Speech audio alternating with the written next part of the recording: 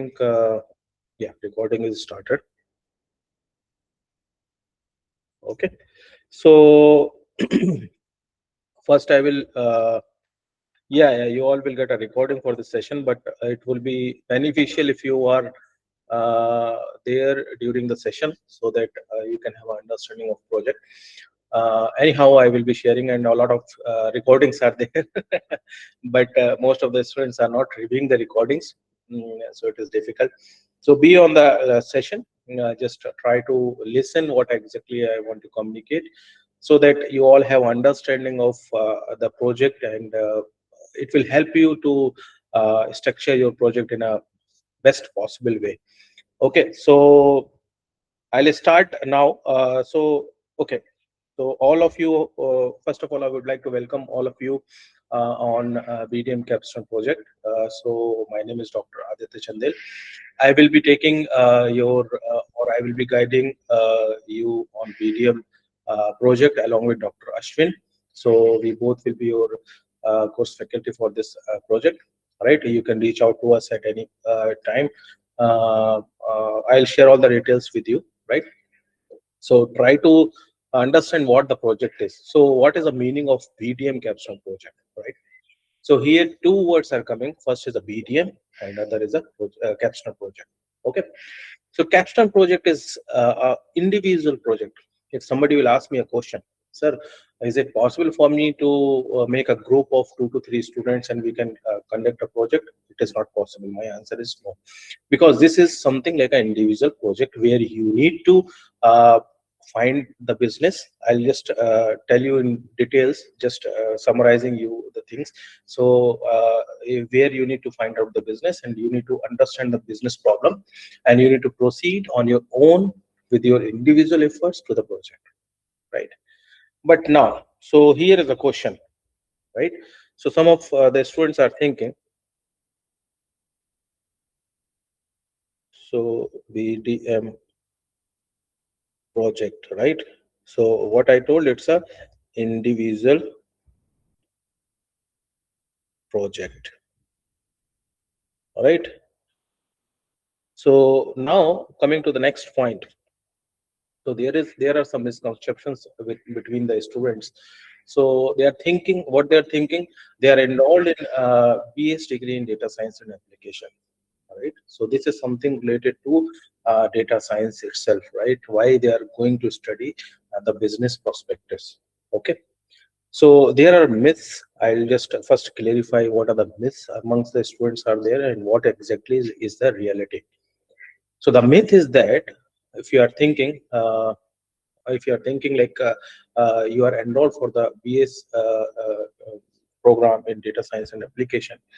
So what exactly is the meaning of data science, right? So data science will give you a different concepts, a different tools, right? You are learning a different concept and tools here, right?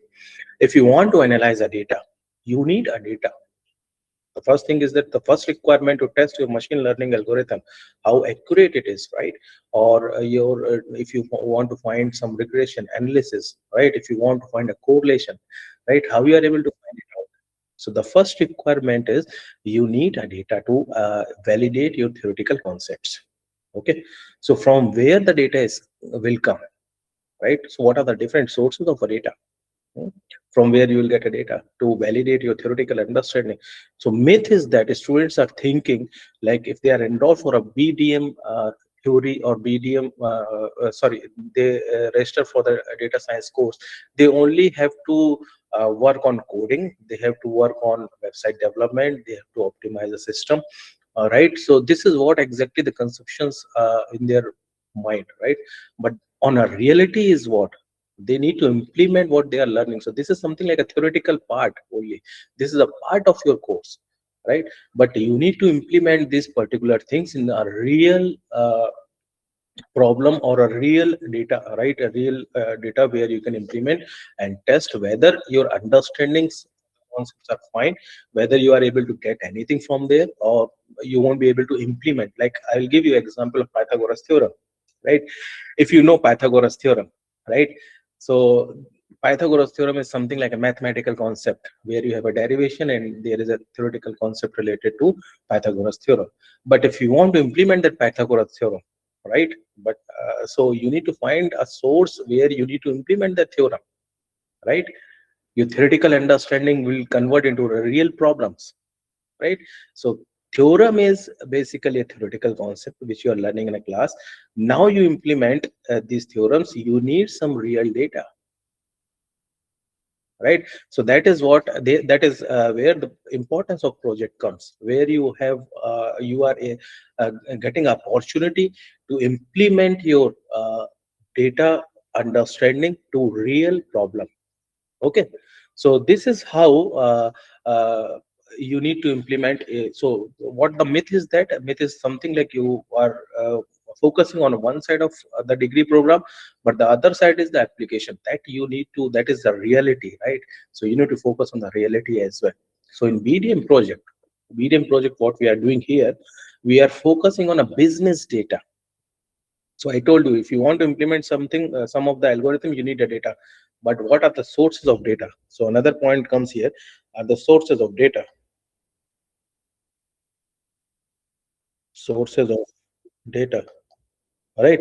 So the sources of data can be of multiple fields. It will be of medical field.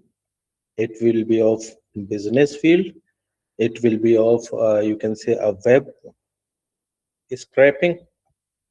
It can be of, you can say, survey data. It can be of, you can say, a analytics youtube analytics data. So there are multiple sources, right? But it depends which sources you want to analyze, right? If you are a YouTuber analytics scientist, right? So you need to take a YouTube videos, and from there you need to implement your algorithm and have to find, okay, what exactly the period at which most of the people are watching the videos, what is the key points, what are the time frame where people are focusing on the video, right? So it is not related to basically your data science only, right? So it is application of your concept to a real problem, right? So in YouTube you are implementing your concept which you learned in your data science course. Okay, so this is something like a motivation of the project. Why you are going to study the BDM project is something you are going to collect a data which is related to a business. Okay, which is related to business, and what you need to do next, you are collecting a data, and then you need to implement your theoretical knowledge to find a data centric solution, right? So if I'll give you one plot, so if I'll give you some points, okay, here I'll give you some points. So this is a table. So this is X, Y, Z, 1, 2, 3, 4, 5, 6, 7, 8, 9. Okay, so I'll give you this example and I'll tell you, like, just plot this. Anybody can plot this thing, right? Even if I will just teach a student who is 10th class or 12th class, he will also plot the same thing if I'll explain. But the thing is that to find the insights from this table, right, or to find the data centric solution from this table, you need expertise. That the boy who is in 10th class, he will not be able to interpret the data and give you the results unless and until he know the concepts very thoroughly, right? So for giving the insights of the data, right, so expertise is needed, where a role of data scientist will come, right? So this is what exactly we are doing in the BDM project. So we are going to uh, take the data from the business. We are finding the business, taking the data, and then we are analyzing the data. Okay, so this is a short introduction about the project. Now I'm going in depth with the project details, right? So let us understand. Uh, the first thing is that I'll just give you a small concept about the business. What do you mean by a business? Right. So you will have understanding. So what do you mean by business? Anyone? You can input your thoughts on chat. So anyone can let me know what, or you can unmute yourself and let me know what do you mean by business. So Business it is an basically organization that entity holds which and is transfer of. Business is an entity which basically focuses on profit. End goal of a business is to make profit. Okay. Anyone else want to come forward and explain me what do you mean by business? It's an entity, an organization which is involved in exchange of goods and services of any kind of any genre. And yeah, their main motive is main purpose to solve is to make profits out of it. Okay, yeah, great. So you have given the definition of a business. So business is what? What do you mean by business? Okay. So if I will explain you a business is a organization or entity, right? Which are engaged. What we are doing in a business. So which are engaged in different commercial, production, and industrial activities, right? So I'm just putting some keywords here. So these are the activities are keyword, right? So engaged. Why they are engaging for particular activities? For converting or for producing a useful goods or services. So this is the definition of business. Okay. Since we are studying a BDM, might be you have already understood the concept previously when you studied the BDM theory course. But just to brief you and just brush up your concepts, I'm just giving you the definition of a business. So business is what? Business is an organization or entity which are engaged, right, for some commercial activities, some production activities, or some industrial activities, right? Why they are engaged to produce useful goods and services, right? So what is the outcome of the businesses? The outcome of the businesses to produce a useful goods and services. So activities are managed in such a way. Okay. So why we are doing a business, right? So the next question is that why we are doing a business. So we are doing a business to get a profit, right? Suppose our good is we are making some product or we are making building some services, right? So we need to sell the services on the higher range, right? Suppose the production cost of the services or goods is nearly 20 rupees, right? So we need to sell the product on the market to the customer or to the customer at nearly you can say 30 or 35 rupees so that we can get some profit. So every businesses, most of the businesses, there are different type of businesses as well, profitable and non-profitable business. So in BDM project, we are considering only the profitable businesses here. So those who are or those who are working or producing a goods or services for basically profit purpose.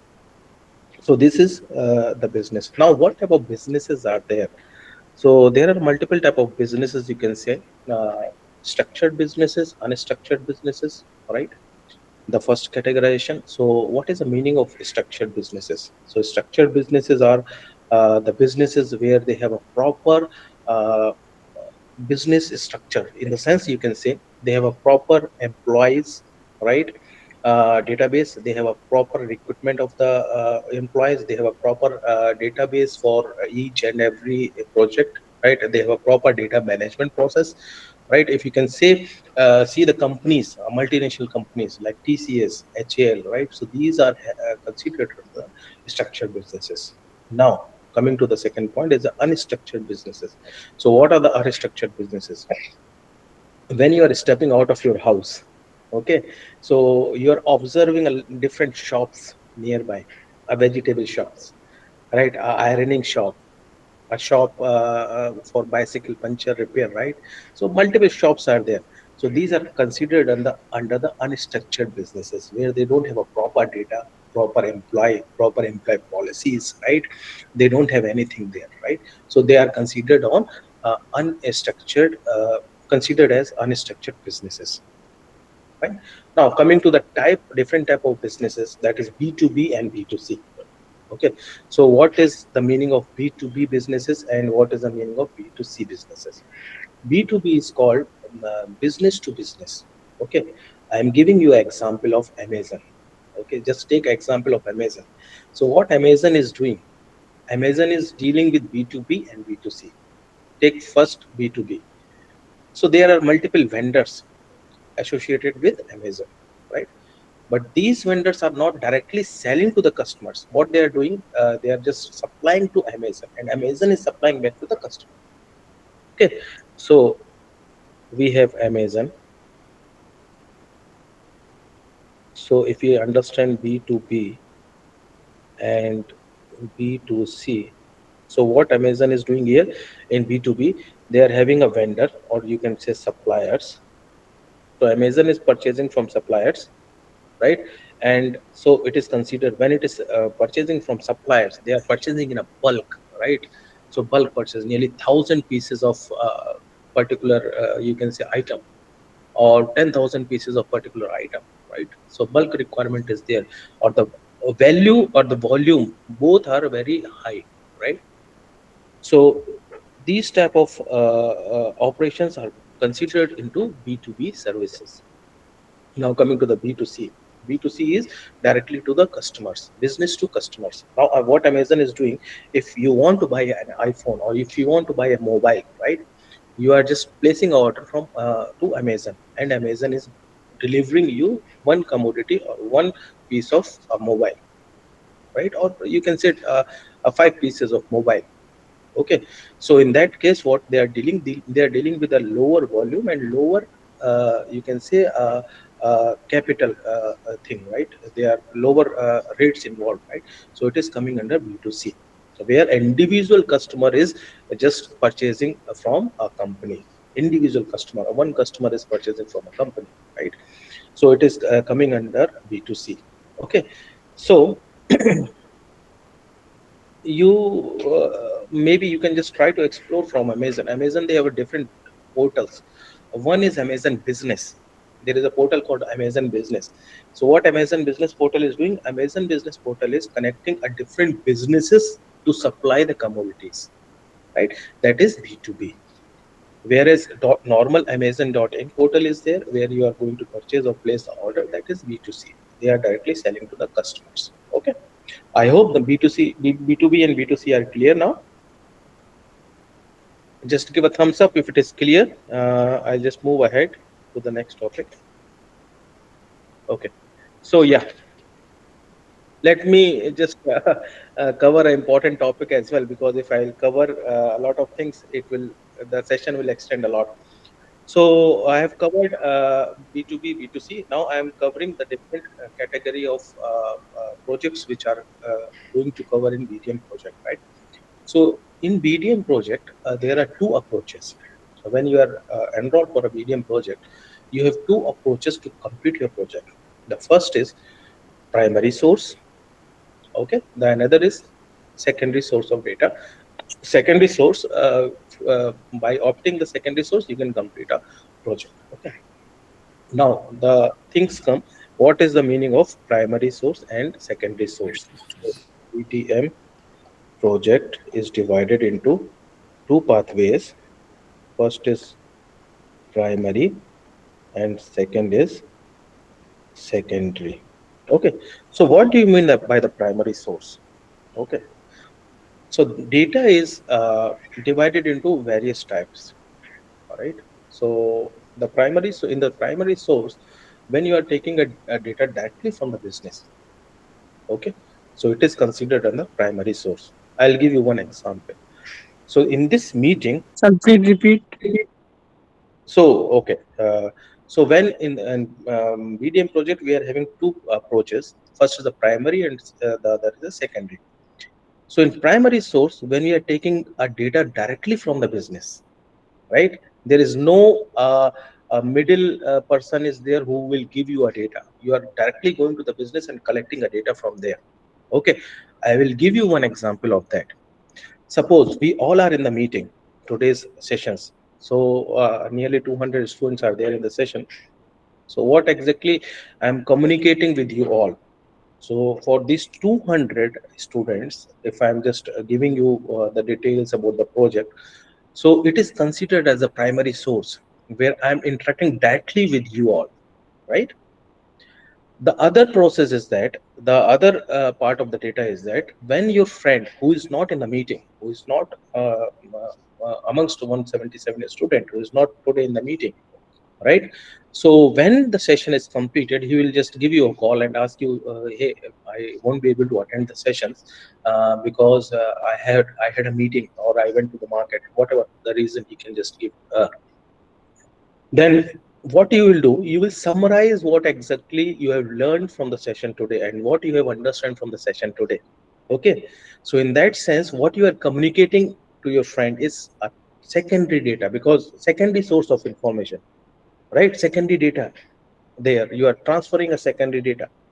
Okay, so in primary source, you are collecting a data directly from the business, but in secondary source, whatever the data is available online or free, right? Suppose you can go to the Kaggle. A lot of data sets are there in the Kaggle. Okay, you can go to the GitHub. There are a lot of data sets available in the GitHub as well for the businesses. Or there are some companies, right? You can say a company, Mahindra company or some XYZ company, you can go to their website. There also you are getting a data. So the open source data, which is freely available or easily available to you, right? There is no, the data is not hidden. It is available as open source. That is considered under the secondary data analysis approach. Okay. Now coming to the primary, I'll just first discuss about the primary. Okay, so I hope the primary and secondary is clear. So project is divided into two, primary and secondary. Just try to avoid the messages and all because it is creating a disturbance. So we have primary and secondary. Okay, now coming to the primary approach. So what you need to do when you are starting a project, the first thing, right? The first thing, so I'll write steps to start project. The first thing what you need to do is to identify the path. Okay, whether you want to opt for primary or you want to opt for secondary, right? This is very important. So the first thing is that opting primary or secondary. Okay, so if you are opted for a primary source, okay, so what I'll just first cover the primary and then I'll go to the secondary. Okay, so what you are going to do in a primary source of data analysis approach of doing a project, right? So when you opted a primary data analysis approach, you need to identify a business. Okay, so I am giving here a primary first business identification. Okay, so I hope my speed is fine. You are all able to follow me what I am just communicating. I hope it is fine. Oh, great. Great, good. So first you need to identify the business. So where you need to opt the business for completing a project. So students are asking me a question, sir, what is the best way to find out the business, right? So my answer is always the same. When you are stepping out of your house, right? So just try to open your eyes and see what are the possible businesses which will help you to get the data, right? Whether it is a nearby vegetable shop, nearby fruit shop, nearby juice shop, right? Just try to see the opportunities of getting a data. The first thing, identification of business. So now you have identified the business. Okay, you are going to do a suppose you are going to do a BDM project on juice shop, right? You have identified. Now the second part is uh, you need to you need to go to the juice shop and have to discuss about what exactly the problems the business is facing on. Okay, what are the issues the business is facing on? But here is a one keyword is there, or key suggestions is there. So when you are going to any of the businesses, right, when you are going for even for a small juice shop or vegetable shop, try to explore what type of issues are happening on a business shops, on a vegetable shops or a juice shop, whatever you are opted for, right? Try to just study a bit, because if you are going with a blank mind, right, if you don't know anything what exactly the problems the businesses usually face, right, then the other person will not entertain you. He will say, oh, I don't have a time, you please don't disturb me, I need to do a business, right? So before approaching or pitching to the business, when you are going for a meeting and or to identify a business problem, the first meeting, don't always ask in the first meeting to give them a data, right? Never ask for a data on a first meeting. If you are asking for a data in a first meeting, so that will be your last meeting, right? So you don't have to ask for a data in a first meeting. Always just give some time, just in two meetings, just be familiar with him, right? Just build a confidence, right, so that he will have a confidence on you before giving a data, even though he know like the data is not important, but sometimes it is creating some misunderstandings as well, right? So just try to build a confidence first, and then you can pitch for a data. So within for building the confidence, you need to just be familiar with him, just be politely, just have a conversation with him, go and have a juice, and just see like, okay, this much customers are coming, but you are your this product is selling more, what about the other product, why it is not selling? Just try to give some idea, just try to interact with him, so that you can build a trust with him, right? So the first thing you need to do is to interact with a business owner to identify a business problem, right? So once you identified the business problem, okay, business identification and business, or you can say a business problem identification, right? So once you identify a business problem, okay, so this is what exactly the business problem this particular business is facing on, right? Then you can approach for a data. Don't ask him for whole data, because it is sometime if you are going with the structured businesses, right? So you don't have, because they have a huge data and it is not possible for you to analyze whole data. It will create a lot of confusion, right? So the best approach is that you try to identify a business problem, right? And based on the business problem, you can just take the data from it, right? So what is a business problem now? How you can identify a business problem? Okay, so there are when you are going to analyze or identify a business problem, just keep something in your mind. So there are two type of problems in the businesses. One is business problem, which are existing in nature. One is operational problems, right?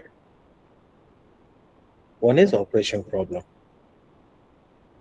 The other is your advancement, or you can say you need to do a marketing thing, right? Marketing or expansion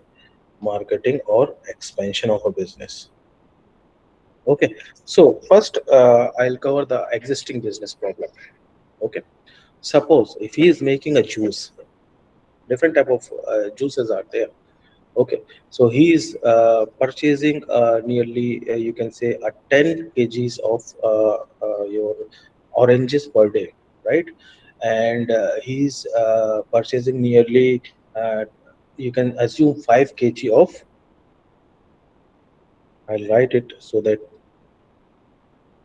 business problem. Suppose he is orange, he is per day purchasing nearly 10 kg of orange, 10 kg per day, right? And he is purchasing nearly you can say apple of 5 kg per day, right? Similarly, he purchased a lot of commodities here. So what happens? So after the analysis, he find, or when you are sitting with him, or when you are just observing how his business is going on, so you are observing like the most selling product was orange juice, right? So this is the most selling product. And what happens at the end of the day? It is getting stocked out. The raw material is getting stocked out. 10 kg is not sufficient per day, and the demands are fluctuating a lot. Okay. Whereas you can see once he's purchasing an apple, apple is 5 kg per day, but the apple juice is not moving fast, right? So it happens the apple he's purchasing, it is stand for 3 days, and after then the apples are getting spoiled, and it is you need to throw the apple, right? So this is a waste for him. Okay. So you when you are going to identify a business problem, you need to consider these aspects. What exactly the current issues the business is facing on? Because of that, he's getting a loss, right? So this is how you need to identify the business problem. So suppose if a stock out condition is, this one is a most selling product, but due to the stock out condition, what is happening? So he is losing the customers, because some customers are inelastic in nature. Inelastic in the sense, if that they'll not get orange juice, they'll just switch it to some different shop. So he's losing a customers because he is not able to fulfill the demand. Okay, so this is how you need to identify your business problems. So what exactly the current problems are there in the businesses? There might be the problem of inventory as well. Okay, suppose he is purchasing 5 kg of apple, but the apple juice sale is very less. So it might be the case he need to purchase less amount of apple. Okay, because if he will purchase a less amount of apple, in that sense, he is saving a money, and he can purchase more number of oranges to make orange juice, right? So this is how you need to formulate a business problem. These are the concepts which you need to discuss with the business owner to identify a business problem. Okay, so up to this it is clear. Just give a thumbs up. So you get the idea about identification of business problem. Okay, great. Now coming to operational problems. So suppose I'll just give you an example. So suppose he want to do increase marketing, right? He want to increase the sales, right? So he want some strategies to improve the marketing, right? Or if you want to expand his business to some other location, right?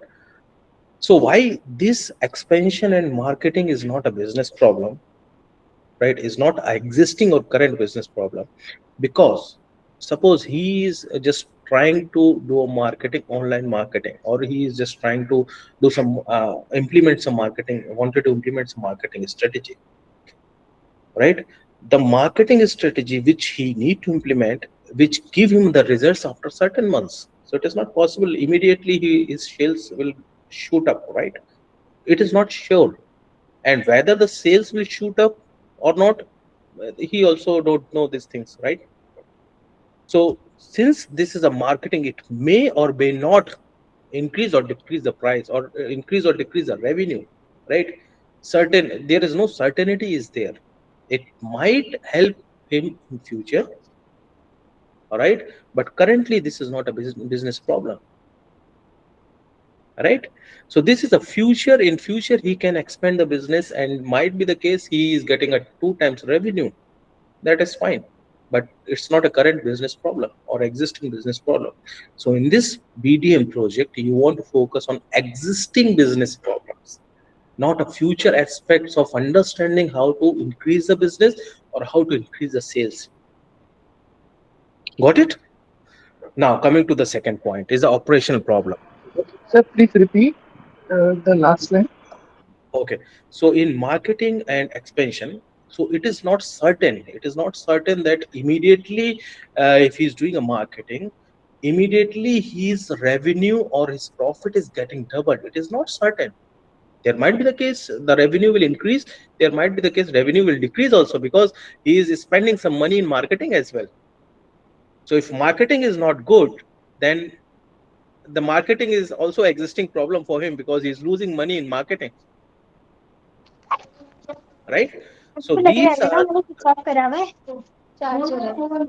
please mute yourself. I'm not sure who is that. Please mute yourself. So this is what, now coming to the operation problems. So operation problems are there, right? Suppose if you can take an app, okay, Amazon app, okay. So if the app, it's a technical, I'm just operation, I'm just discussing in two parts. Operational, first is your technical, right? So in technical, what exactly is happening? So I'm taking two cases here. The first case, I'm taking an example of app. So if your app is there, Google Pay app is there, right? So if a Google Pay app or some digital money transaction app is there, if it is not working for 2 hours, so in 2 hours you are losing a lot of money, right? Because of 2 hours, a lot of transactions are getting filled, and because of lot of transactions, you are just losing a money. So if this problem exists for multiple number of days, people start switching it from one app to second app. They will not use your app number one, right? So this is a operation problem which is currently, like, existing business problem which is currently affecting the business because the transactions are getting stopped, right? App is not working at all. Okay, so this can be considered as a operation problem. But in other case, just take other case. Suppose the this business owner, juice business owner, right? So what exactly he need to do? He need to build some dashboard for him, which will help him to structure his data, right? And will help him to track the orders. That's all. Okay. So he want to build up the app, or he want to build some dashboard. Okay. So if he build the dashboard, it will help him to manage the operation properly. But if he will not, uh, but if the app is not there, it doesn't mean like his business will closed. It will acting as a helping hand for him, right? Building some app or building some dashboard will help as a helping hand for him, which help him to reduce the obstacles or things, mismanagement of data and mismanagement of orders. But it is not affecting the business. If you don't have this particular app or website or dashboard, even the business is running, right? So this is a second type of technical problem where it is not affecting the business directly. It will smoothen the operation, right? So smoothen operation, or you can say a business activities, right? So the first, it affects business. So, sir, Yeah, uh, yeah.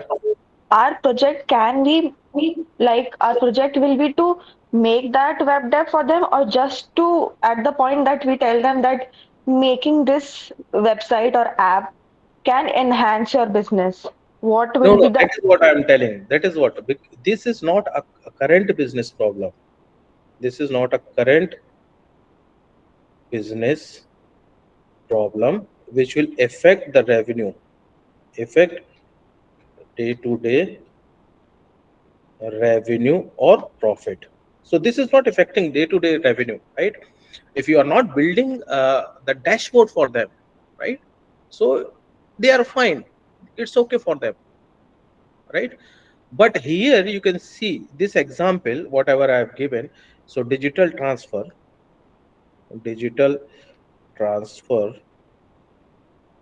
digital money transfer app, right? So this is a digital money transfer app. If it is not working for 2 hours, failed. So what is the consequences here? Thousands of transactions failed. Okay, so this thousands of transaction failure will cost loss for them, right? Where the monetary things are associated, right? You need to focus on that particular part, because this is a direct revenue loss for a company. But here it's not a direct revenue, it's basically giving them a smoothness of operation, right? Got it? Yes, sir. So you need to identify a business problem, even if it is a operation problem, right? So if you are able to identify the operation problem, just try to make that operation problem in such a way, or formulate an operation problem in such a way, so that it includes the your financial part. So I'll give you one more example. Suppose the Flipkart app is not working, right? There is some technical glitch in the app, okay, and the sales are going on. You can say mega sales, and these sales are going on, right? So during the sales, people are more towards the demand of the products are pretty high. People are just taking the product uh, uh, because the prices are very less, right? But the sales is going on in Amazon and in Flipkart as well. Okay, both the websites, or both the companies are providing the sales. So if the Flipkart app is not working, it is crashing immediately, right? It is crashing and people are not able to place the order. It happens many of the time, right? So what happened? The customer switch from Flipkart to Amazon and purchase the commodity, right? So in that sense, this technical problem contains a loss in terms of purchasing a product, right? So you are able to understand how these operation problems are affecting the financial part. Yes. So we need to focus on the existing problem which are affecting the business, right, currently. Okay. Sir, And the other is the research problem. Just let me complete this research problem, and then I'll just give answer to you. So the research problem, now comes the research problem. So what is a research problem now? Suppose you are doing you are building some project, right? Or they are you can say in iPhone or in Android, they are doing a research for many number of years, right? And they are just launching a new Android or iOS version every year, right? So if iOS was new iOS version, so they are not coming to the market, it doesn't mean the people will throw their mobile, right? They will even continue if the new Android version will not come. They will use the mobile itself, right? So research, these are the research problem where you need to do a research. You need to find out what exactly uh, are the processes we need to increase in apps, or what are the different features we need to implement in the app. Might be convenient for the customers, but it is not affecting the business directly, right? Suppose you are making a car company, right? So they are doing R&D. Previously there was no airbags. So at that time, it is not if there were no airbag, it doesn't signify the people will not buy the car. People are buying the car at that time as well. But when the airbag comes and they are installed in the car, people are also buying the airbag car with the airbag as well, right? So the sales, you can see the pattern of the sales is not changing. Might be the prices are changing in future, or different facilities are coming to the future which attract the customers. That is a different scenario, but it is not existing problem.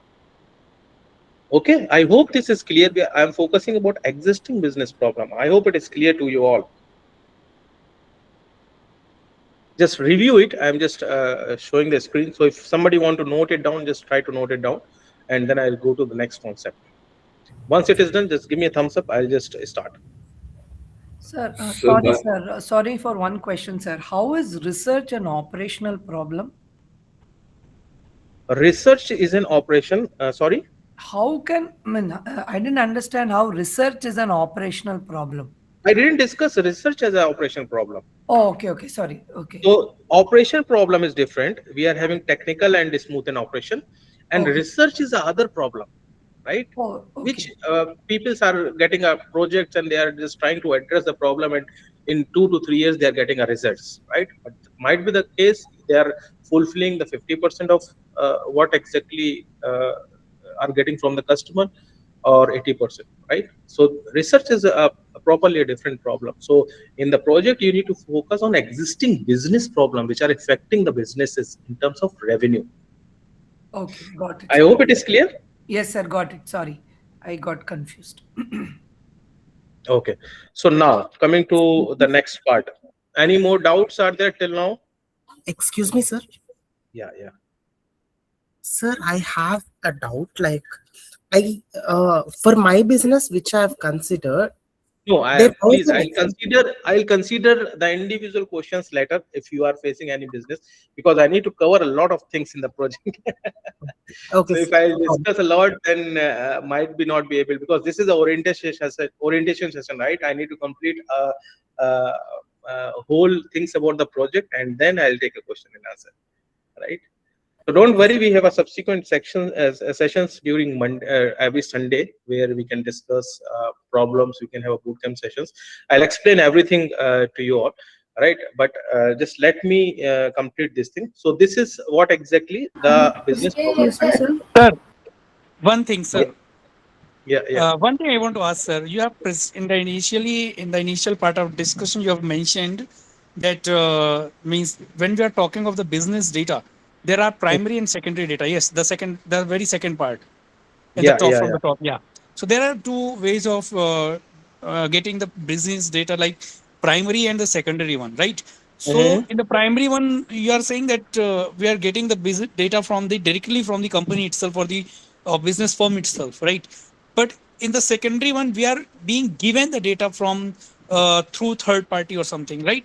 But my No, no, it is question, secondary is something you are getting open source data. Open source data in the sense here I'm showing a third party is something like an online source, right? So online source, you can see a Kaggle directory from where you are getting a data. yeah, Got it? but sir, If you are but directly collecting a data from a primary source, right? So it uh-huh. is not possible the CEO will give you a data. Maybe the manager will give you a data. Yeah, So that is yeah, a different. exactly. But That is a one different more. thing. Yes, sir, but one more thing, sir, I do want to mention here that when we talk of the blue chip companies or the companies which are listed on a stock exchange, right? Correct. Their data, as per the SEBI mandate, they must means public their they must put their data every quarterly on the public domain. Fine, means whether of sales or whether of the inventories or whether of the whatever is there, whatever it is there. So if we use such kind of data, maybe No, for that is operational, whatever the so data you is are it getting up. primary or the secondary one? It is secondary data. Whatever you are getting a data without any business interaction and without discussing with the business and on an open source platform, right? That can be considered as a secondary data. It is not considered as a primary data, right? So if we So take a secondary data, so is it going to affect our this project in any manner? no, no, that I'll just explain you. Just wait for some time. I'll explain you what is secondary, what are the different grades and everything. So I'll explain you each and everything. Sure, thank Okay. you. Excuse me, sir. So this is maybe I'll just address your question after some time. Just give me some time. Okay. So this is something like the business two types of approaches we are using for a primary source and a secondary source, and what the primary what how we are going to define the business problem. So your first step when you are just starting a project is to identify the business identification. The second is business problem identification. So here most of the people what they are doing, they are collecting a data, and based on data they are identifying or they are mentioning a business problem, which is not a correct way. All right. If you enroll for a primary approach, you need to collect the data from a business owner.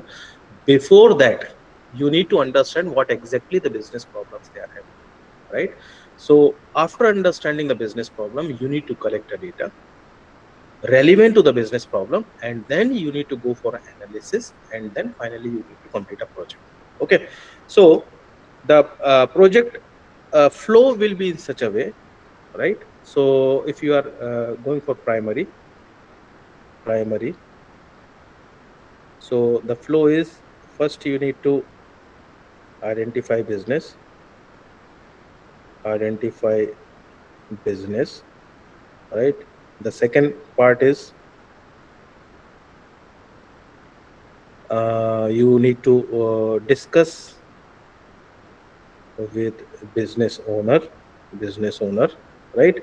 Then you need to go with business problem identification, identification, right? After then, once you identify the business, collect the data, collect data relevant to the business, and then after collecting the data, you need to analyze. You need to first visualize the data, visualize data, because the data you are receiving here has pattern plus noise, right? So this pattern plus noise you need to clean with the help of data cleaning, data cleaning, all right? And after visualization, what you have to do, so these are the processes which are coming under this. This is joining here. And then you need to, after visualization and data cleaning and everything, you need to go for analysis, analysis. And after analysis, you need to give a data centric solution, right? So this is the flow of your primary data analysis, right? So if you are going for a secondary data analysis, the difference is here, because these two activities, three activities you won't have to do, or four activities, you need to start from here, because since you don't have opportunity to interact with the business owner, right? So you need to visualize the data, and based on data visualization, you need to formulate a business problem, right? So this will be here, and after business problem identification, you have to follow the same processes. So this is the difference between the primary and secondary. Okay. Now, if anybody want to take a screenshot or something, they can just feel free to take the screenshot, even though I'm sharing the video. But for your reference, if you want to take, you can take it, right? I'm holding for a second or two. Okay, done. Sir, sir, Yeah. can you just explain once like where the secondary is starting from? Okay, so for a secondary, I'll make a different layout. Okay. So this is for secondary. What you need to do in a secondary, how the flow will be there. So in secondary, since you don't have opportunity to interact with the business owner, right? So you won't be able to identify the business problem while having a discussion with him. Okay. So what you need to do, you have a source of data, right? From where you are taking a data, you need to take a data from there, data, online source, right? And after getting a data, what you need to do here, you need to visualize the data, because if you won't be able to visualize, suppose you have taken the data, right, but you don't know what exactly the business problems are coming on. So once you visualize the data, you are getting a different trend. Suppose this is x and y axis, you are getting a different trend. Then you are able to identify, okay, these trends are some random trends, right? Fluctuation in x and y. So this will give you idea, okay, how you need to formulate a business problems, because without visualizing, you won't be able to understand the trend. Suppose you are getting inventory data. So if there is a inventory cost associated with the data is too high in particular month, right? So that might be the source of your business problem, from where you are able to identify, okay, this is what exactly the business problems are. Okay. So visualize, and then you need to follow the same processes. You need to visualize, and after that analyze, analysis, and then you need to give a data centric solution, data centric solution, right? So this will be the flow process of your secondary data analysis. Okay. Now coming to the next point, I'll show you the document now, rubrics document, and we can discuss from there. So I'll So can you close show this. the primary flow also once again, please? Yeah, yeah. Thank you. Please take a screenshot if you want.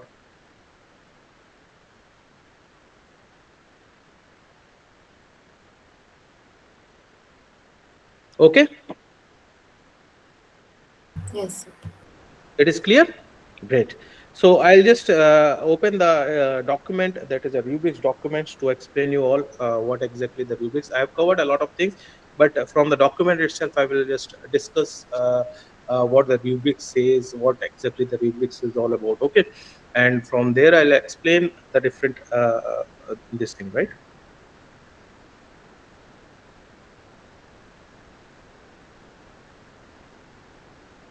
Okay. Excuse me, sir. Yeah, yeah. Sir, meanwhile, can I ask my doubt? No, no, doubts I'll not take now. Please wait for some time. Okay, I think it is clear. It is visible to you all.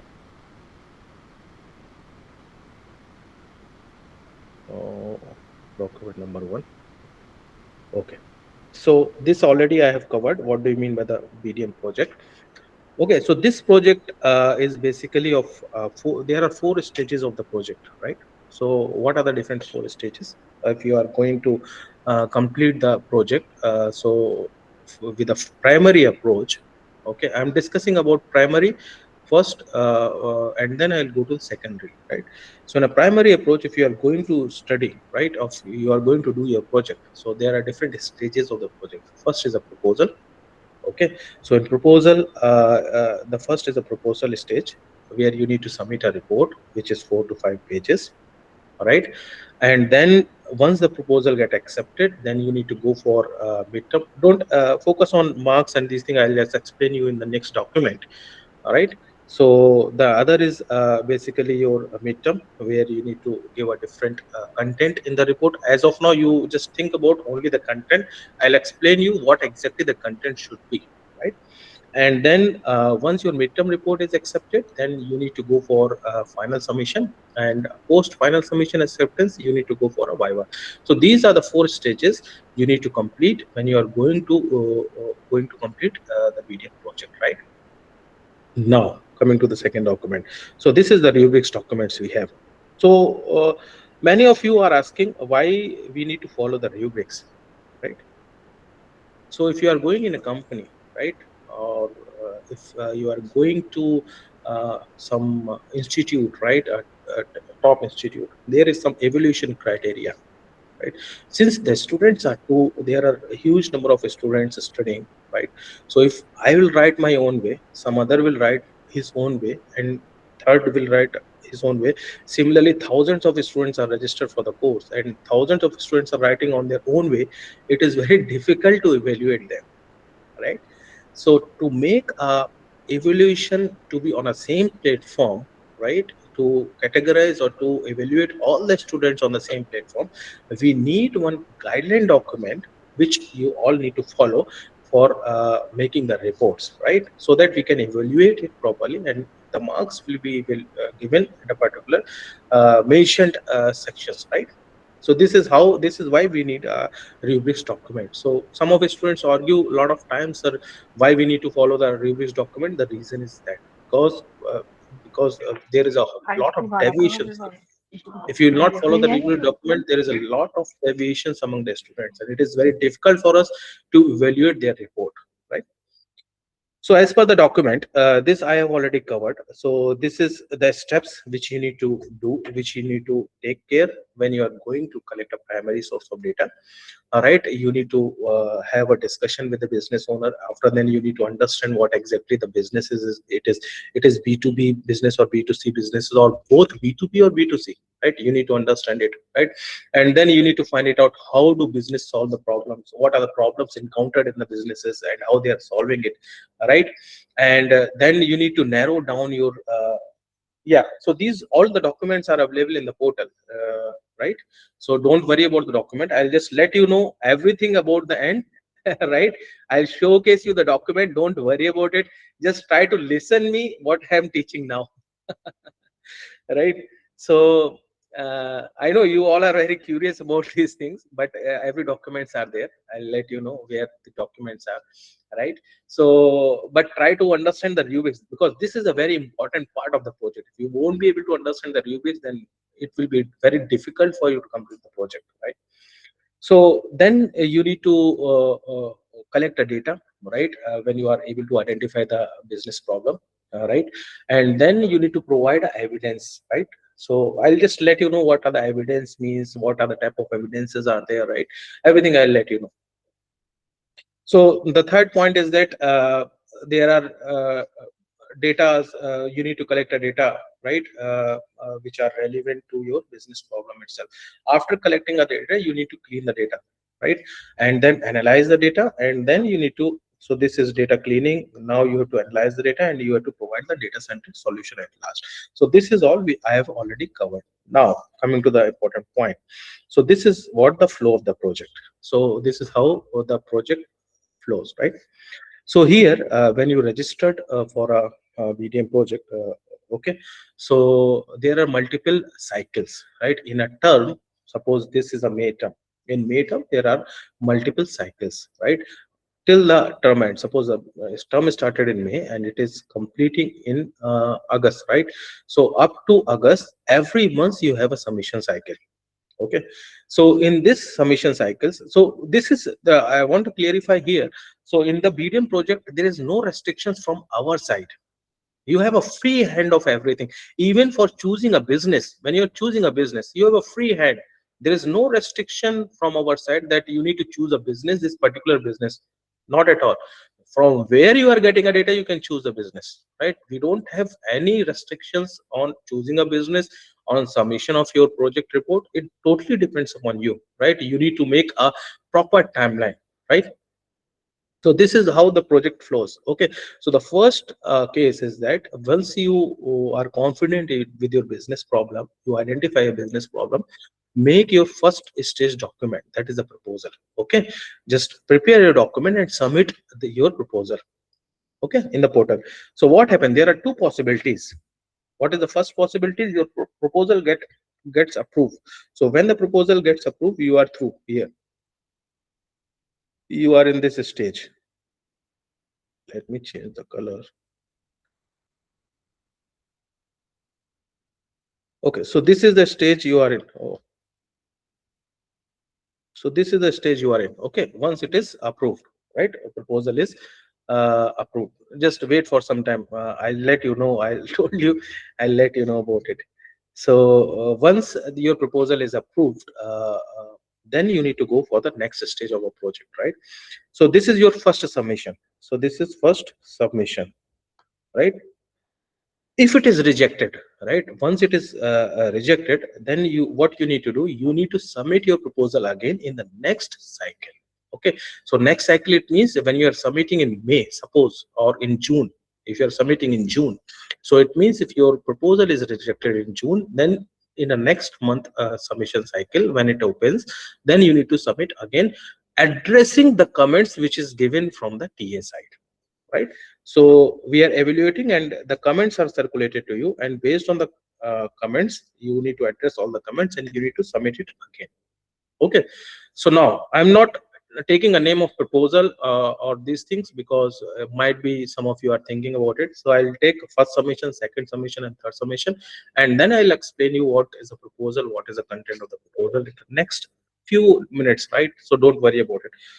So once it is approved, right, then you need to go for the next step. You need to analyze your data, collect your data, you need to explain your data, right?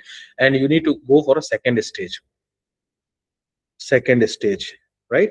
So say same thing, if the second stage is approved, you need to go for a third stage. If it is not approved, you need to rework on your report based on suggestions or comments provided by the TA. You need to resubmit, and then you need to wait for evaluation, whether it is accepted or not, right? So if it is accepted, your report is accepted, second stage report is accepted, you need to proceed for the third stage, for a third stage, right? And the similar process are happening for the third stage as well. You, after completing a third stage, this is the final stage for you. This is the fourth stage where you need to complete your viva, and after viva the results are declared. Okay, so this is the flow. Now coming to the proposal submission. So I'll in the next you can assume 5 minutes I'm discussing about proposal. I'll discuss about proposal, midterm, and final submission, and viva. Right. So before that, I'll just give you the content of each section. So submission phase, right? So the first stage, as I previously told, is the submission of proposal, right? So this is called as stage zero, stage first, right? Where you need to submit a your proposal. Okay, so proposal is evaluated on 100 numbers, but it is scaled down to 20, right? So the effectively percentage of your proposal is 20%. It's a 20% weightage, right? Then comes your weightage is again 20%. Your final weightage is 40%, and your viva is 20%. Okay, so this is what exactly the weightage of your project stages. So you can see from here, this stage is very, very important, right? If you are losing a marks in stage one and stage two, so you have a possibilities to improve your grade if your final submission report is comes out very well, right? The other thing, this is an important uh, thing I want to focus here. So do not share your since this is an individual project, it's not a group project. I'll give you one case previously happened, right? So one student, he has taken his friend's report. They were in the same town and they were friends, right? So what he did, his friend was showing his report, and uh, the other friend, he didn't tell him, and what he did, he forwarded his report to his WhatsApp number. Even he don't have any idea, the person who was showing his report, he don't have any idea that he has taken his report and sent his report to his WhatsApp number, right? So after some time, what happens, he submitted the same report what is on the project in which his friend was working on, right, with a minor modification. So we have on a back end, our plagiarized team is working on, right? So they are checking the reports. So if there is more than 20% similarities are there in the report, so it will comes under the plagiarized, right? So they are checking the reports and they found, okay, this is a same copied report. Then we called both of the students and they are barred for nearly 4 months, right? Even the other friend, he was he just, so you will get opportunity when your report, I'll just let you know, like, uh, don't try to do this copying thing, because it is a waste of time for you all. All right. So just try to avoid this. So what happens, both the students are getting a bar for 4 months. They are not able to complete the project.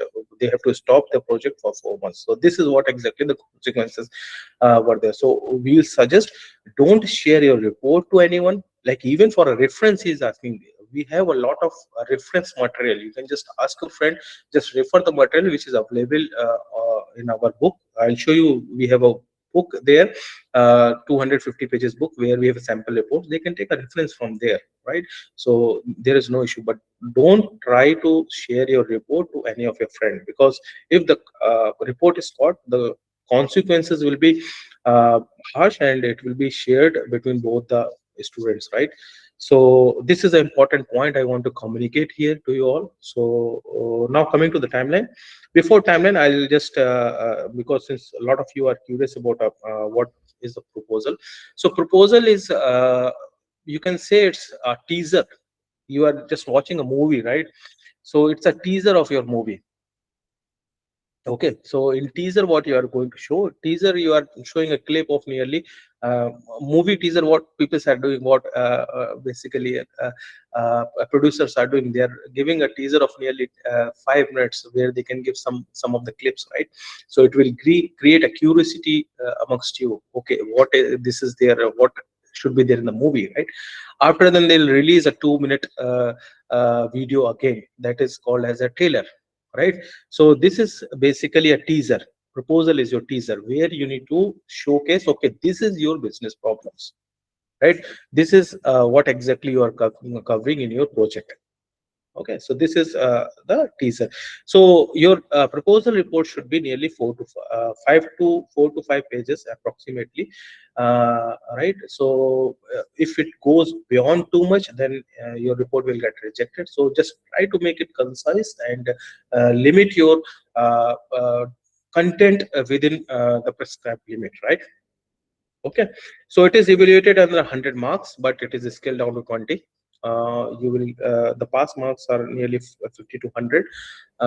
Okay, and now coming to the business problems. So this is a important point which most of the students are uh, facing the issues, right? So, sir, how many business problems we need to consider for a BDM project? Okay, so when you are doing a BDM project, right? So always, as per my suggestions, I am always suggesting a student to have don't go with a monopoly, right? Monopoly is very dangerous. If you have multiple business problems, right? Suppose you have two business problem, three business problems, right? In case what happens when you're taking a data, if you're not getting any insights from business problem number one, then you have alternative paths to complete a project, right? You have alternative business problems to complete a project, right? But what happen if you have only one business problem and that too it's not working? Then you need to either drop this project and have to collect the data again and start from stage zero, right? Or you need to find some other alternative. So for a safer side, what you need to do always have you should have multiple business problem with you. Don't focus only on a one business problem. Make it as a backup, right? And formulate a different business problems. What happens when what happens sometimes students are doing this thing, they are quoting nearly four business problems, suppose, right? If two are not working, they'll send us an email, sir, these two business problems are not working, we are focusing our final report with this remaining two business problems. So we always say like, it's okay if you are not able to complete all the four business problems, just do with the two, but you should be sufficient information and your results should be in line with that two business problem. It should not be your results are different and your business problems are different, right? Your business problems will your results will satisfy your business problem, right? Okay, so this is a key point for you all. Just don't go with a monopoly, always have a multiple business problems. Okay, now coming to the next point. So this is the content of your proposal, right? So if your proposal is more than, like, if the content is more than 20%, then it should be, then it is coming under plagiarized, right?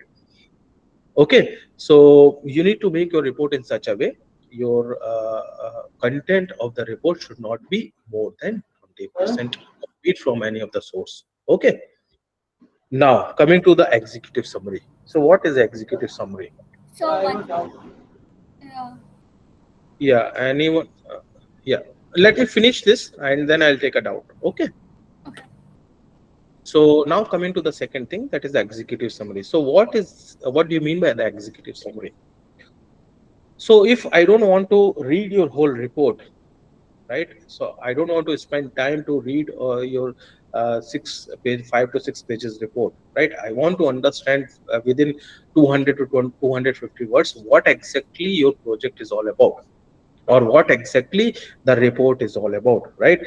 So executive summary represents the summarize, or it summarize your proposal, right? Or summary of your proposal, right? So if I will just read your executive summary, I'll understand what should be the content of your proposal document. Okay, so this is the first. So your report will start from executive summary. Okay, then it will go to organization of the background, where in organization of the background, what you need to do, you need to write the details of organization, where it is located, how many workers are there, what is the turnover of the business, right? And what exactly the different constituent of the business, what are the different SKUs of the businesses are, in which domain it is working on, right? It is working on, suppose if I'm giving an example, suppose if it is a restaurant, so in a restaurant they have a juice corner, they have a live counter, they have some other food items, or they have some other gaming zone also is there, right? So what are the different constituents of the business are, what are the different parts of the businesses they are having? So you need to include all the details in organization background. Now coming to the next is a problem statement. So this is a very important, very important part, right? So if this is not correct, your whole project will because sometimes it is not TAs are also not able to understand the business problems, whether it is a business or operational problem, because when you are writing, it is not clear in the first stage. But when you are giving us a data, we'll able to identify, okay, this is what you want to communicate, but it is not looking like a business problem. So it happens in many cases, right? If you are right, I've shown you the two example operation. So if you are writing operational problems, right, and it is not clear, it is a generalized statement you have given, so in that condition it is very difficult for us to identify whether this operation problem is for smoothness of operation or it is a business problem, right? So in that sense, you should be very clear with the business problem. It should be structured in very proper way, right? So it should not be generalized. When you are, I'll give you an example. When you are formulating a business problem, be specific with your businesses, right? Suppose I've given an example of orange and basically apple. So if you want to formulate a business problem from there, the inventory problem, so effect of purchase, right, effect of, or you can say inventory analysis of these two SKUs, right, orange juice and apple juice, right, inventory analysis of apple juice and orange juice for this particular business. So this, like this, you should formulate a business problem, right? It should not be generally or generalized business problem, only inventory problem. Inventory problem for what? Inventory problem contains a lot of things, right? You can say optimization. Optimization, how you can say optimization business problem? You need to define it properly. Optimization of different juices in the particular business, right? Optimization of this SKUs to increase the profit, right? Or optimization of resources to increase the profit, right? Like this, you need to formulate a business problem. Okay. Now coming to the background of the problem, when you're formulating a business problem, so the business problem originates when you have a discussion with a business owner, right? So based on the discussion, you formulate a business problem and you have mentioned the business problem in your proposal document. So the background of the problem, why this problem is arising, right? If you have written two business problem, why these two business problem, what are the potential reasons for this business problem, that you need to write in a background of the problem. Okay. And then comes the problem solving approach. Problem solving approach, you need to write how you need to address a problem, business problem. Suppose if it is a business problem of inventory analysis, then you need to write what exactly the possible, as of now, like in the initial, that is a stage one, we understand you don't have a much idea, but at least you can, if you are citing a business problem related to inventory, you should have idea what exactly the techniques you are going to use for solving this approach. What are the for this problem, right? What are the different techniques you are going to use? At least we are not expecting a thorough or finalized understanding from you, but you should have an idea, right? Why you are using, if you are using an inventory problem, what exactly the possible approach you are going to use. It's not a concrete, it's a possible approach you are going to use, right? So you need to be clarify these things, and then you need to write an expected timeline, right? So these 2 points are very important. Expected timeline, that is a work breakdown structure and Gantt chart. So it will help you a lot to complete a project, because if you are not able to structure your project or you don't have a proper timeline, then might be the case you will stuck in the project. So be clear with the timeline.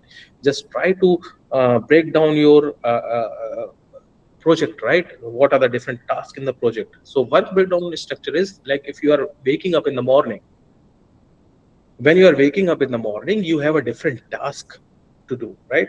You need to wake up, you need to have a breakfast, after then you need to take a cab to go to the office, right? And then at office also you have a different type of works, right? So you need to break down your work. And so this comes under the WBS, work breakdown, where you are breaking down your activities in different manner, right? Whatever you are following. And then you are going to give a time for that activity. Suppose you have to do a breakfast. So 20 minutes for the breakfast, or what exactly the time between which you need to do a breakfast. What are the time which between which you need to take a cab, right? So you need to assign a time for that. whatever you are, whatever the work you have split it till now. You need to assign a time for that.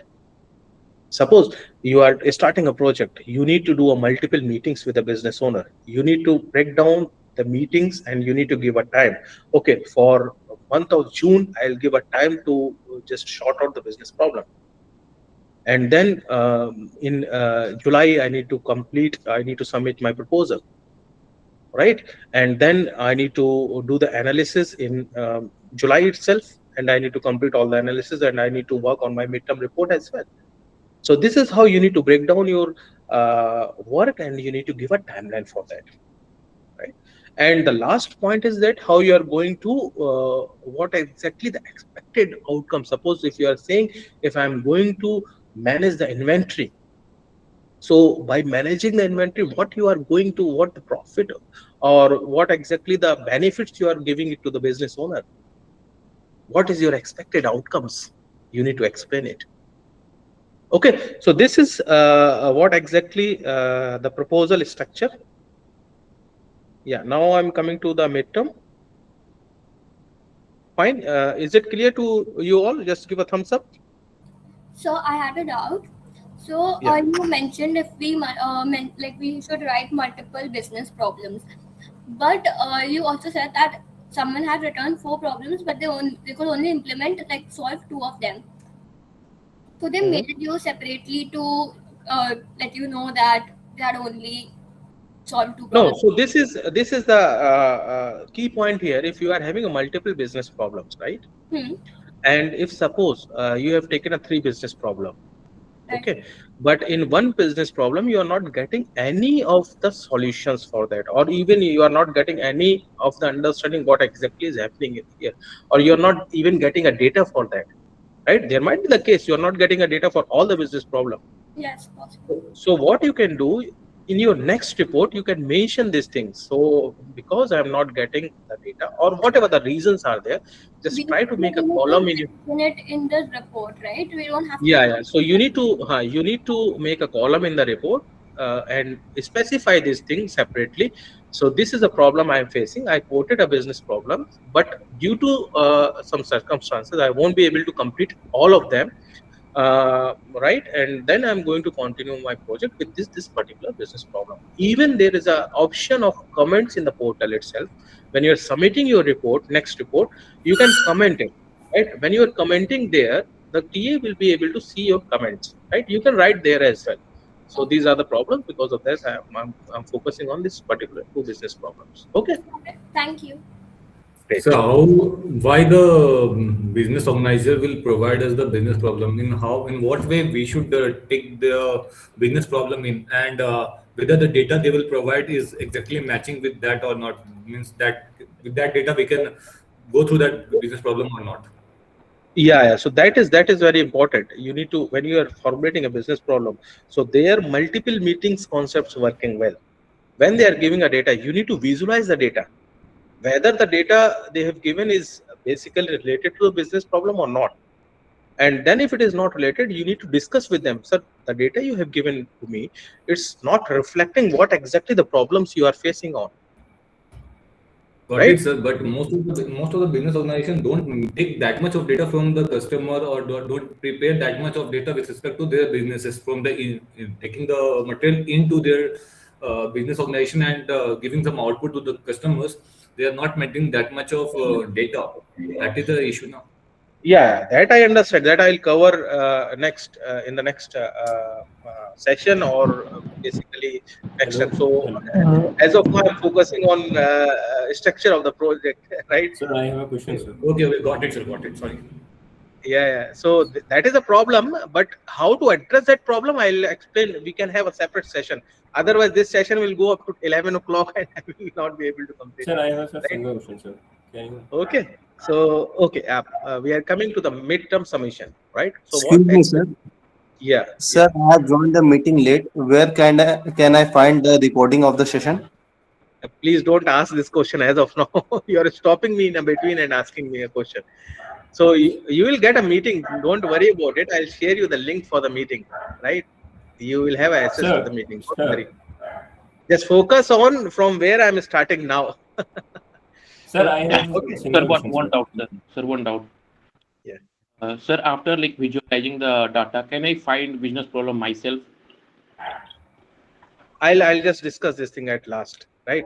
Or whatever the question you are having, because I am taking a session. I want to cover this thing. After then, I am taking a question and answer session where I can address all your questions, right? So you can ask questions to me during a question and answer session, right? If you have any question related to this, as of now, you can note it down and ask me later, right? Okay, so so now coming to the midterm summation. So what exactly the midterm summation is all about? So in midterm summation, you can see this is same. Plagiarize should not be 20%, more than 20%.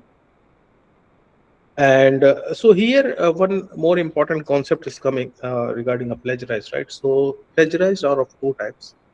So the first is you are taking a data directly from some other source or copying a data from some other report, or there is a possibility you are copying your whole content, previous report content in your new report, right? So that is called a self-plagiarized. You don't have to do that thing as well. If it is more than 20%, then your report will get rejected and you will be uh, and the discipline committee will concerned committee will take the actions, right? So just be careful, don't repeat the whole content in the next report. It should be less than 20%. Now the question comes here, right? The question comes here is the executive summary. Okay, so many of the students are asking, sir, you are saying the content should not be copied, but executive summary should be same. It is not correct, right?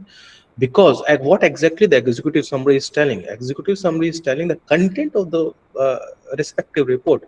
If it is a proposal, it will tell me what exactly the content of your proposal, right? It is not telling anything else, right? If your executive summary is related to your midterm, it will show what exactly you are covering in the midterm. You need to summarize that thing, right? So both the executive summary now it's different. A proposal executive summary is different and your midterm executive summary is different because they are representing a different content relevant to that particular report. It is clear?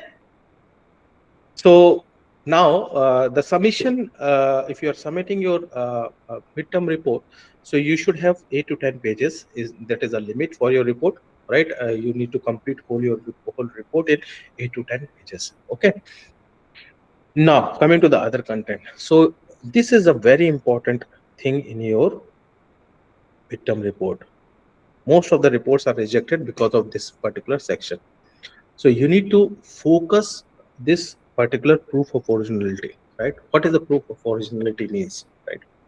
If you are taking our data from a primary source, right? So what happens?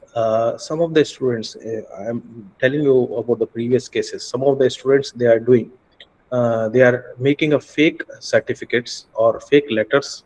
They are making a stamp, fake stamps, and they are putting basically, and they are making a document and sharing it.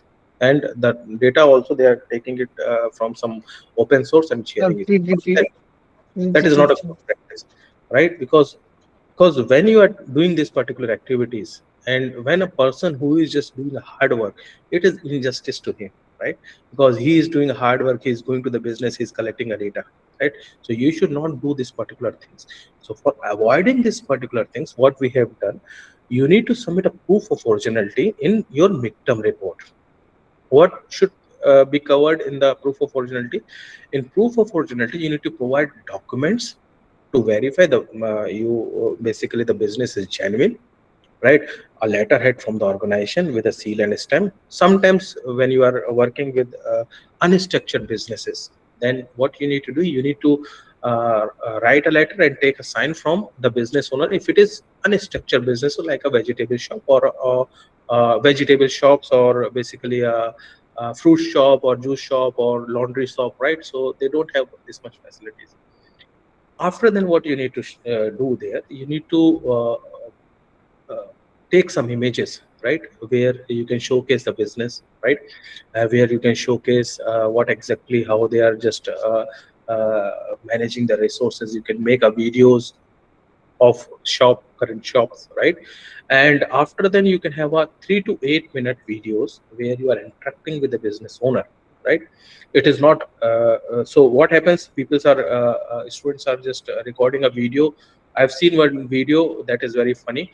A student shared a video of a place, like his the owner was there in his park, and he was also there in a different park, and he has shared the video, right? So it is looking like he has recorded the video of his friend or family members and share it to us. So this is not acceptable. When you are making a video, it should be professional video. The video should be recorded in official place only, right? If it is a business, so the person should be on the business side. It should not be in their home. It should not be recorded in their home, right?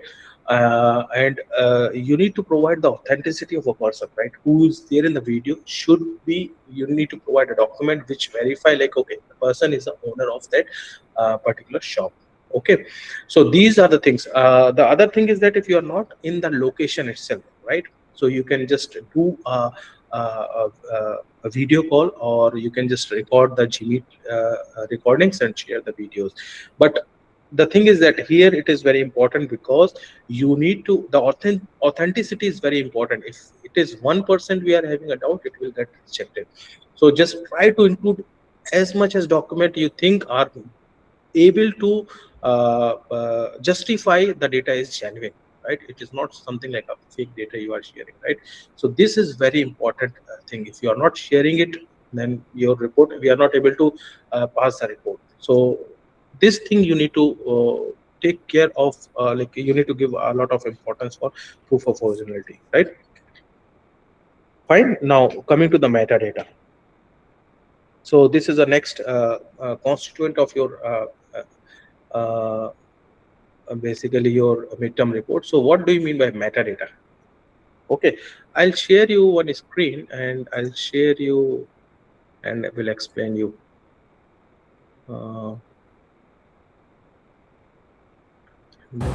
Sir, I have one question. Yeah. Would it be possible that someone checks the reports before submission to point out what else can be added No, or this is not not? possible, because what you see here, we are having a registration of 2,300 students, so it is not possible to check every reports, right? So you need to make a report, and you need to submit in the portal itself. Yeah, but what Hello, if sir. I make some mistakes, like which I'm not Hello, sir. aware of? Hello. No. So you don't have a opportunity, but we have a boot camp sessions, right? So I'm not sure you are able to see Excel sheet. You are able to see the Excel sheet? Yes, sir. Yes, sir. Yeah. Okay, so this is Excel sheet. Okay, so here what? Okay. So I hope you are able to see. Okay, so here what we are doing from this plot, I'll show you. Okay. Oh, it is visible. The sheet is visible. Yes. No. No, sir. Yes. Yes, it is visible. No. Yes, sir. Visible, sir. Yes, sir. It is Yeah, I think it is visible. visible. It is visible for me as well now. Okay, so if this is a sheet, right? So if you are taking this data from a business owner, okay, so he will explain you what this data is all about. Even a single No, sir. I column. is not visible. No, for everyone it is visible. I think there is an issue from your side. Maybe you can just check it later. So here, what exactly, if you are interacting with a business owner, right?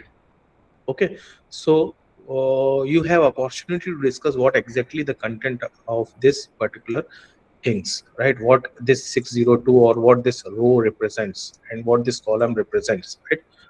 But if you are sharing your report, right, the TA don't have opportunity to have a discussion with you, right? It is not possible.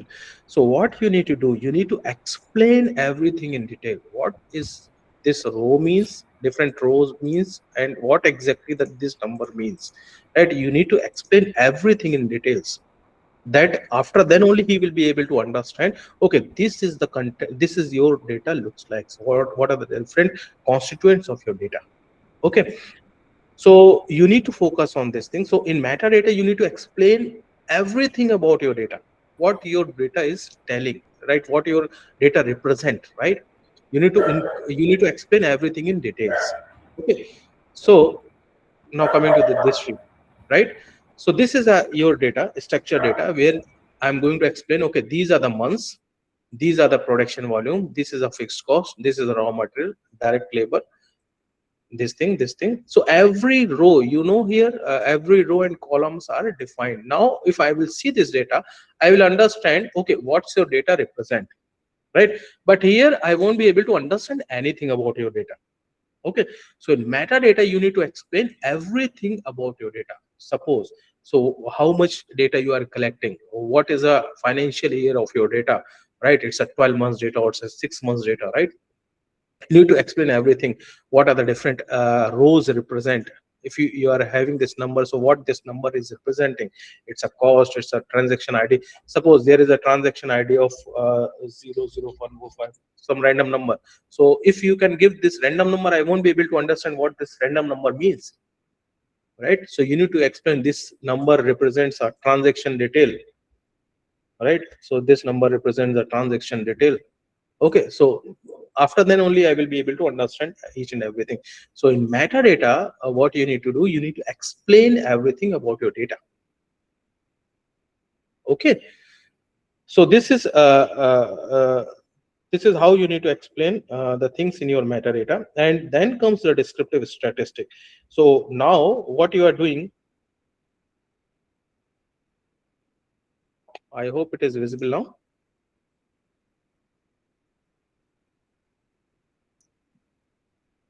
Stop sharing.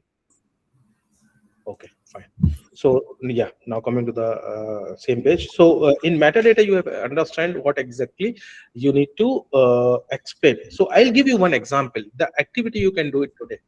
When you are clicking the image, right? Just try to go in your mobile and check the information, right? So whatever the information you are getting from the image, that is a metadata of your image. Okay, just click a photo and just go into the properties or information of a photo. So whatever the data you are getting from the photo is a metadata. You are not able to, once you will see the photo, you won't be able to identify, or you won't be able to find out what is the ISO of the photo, how much pixels are used in the photo, right? You don't able to identify from the photo itself.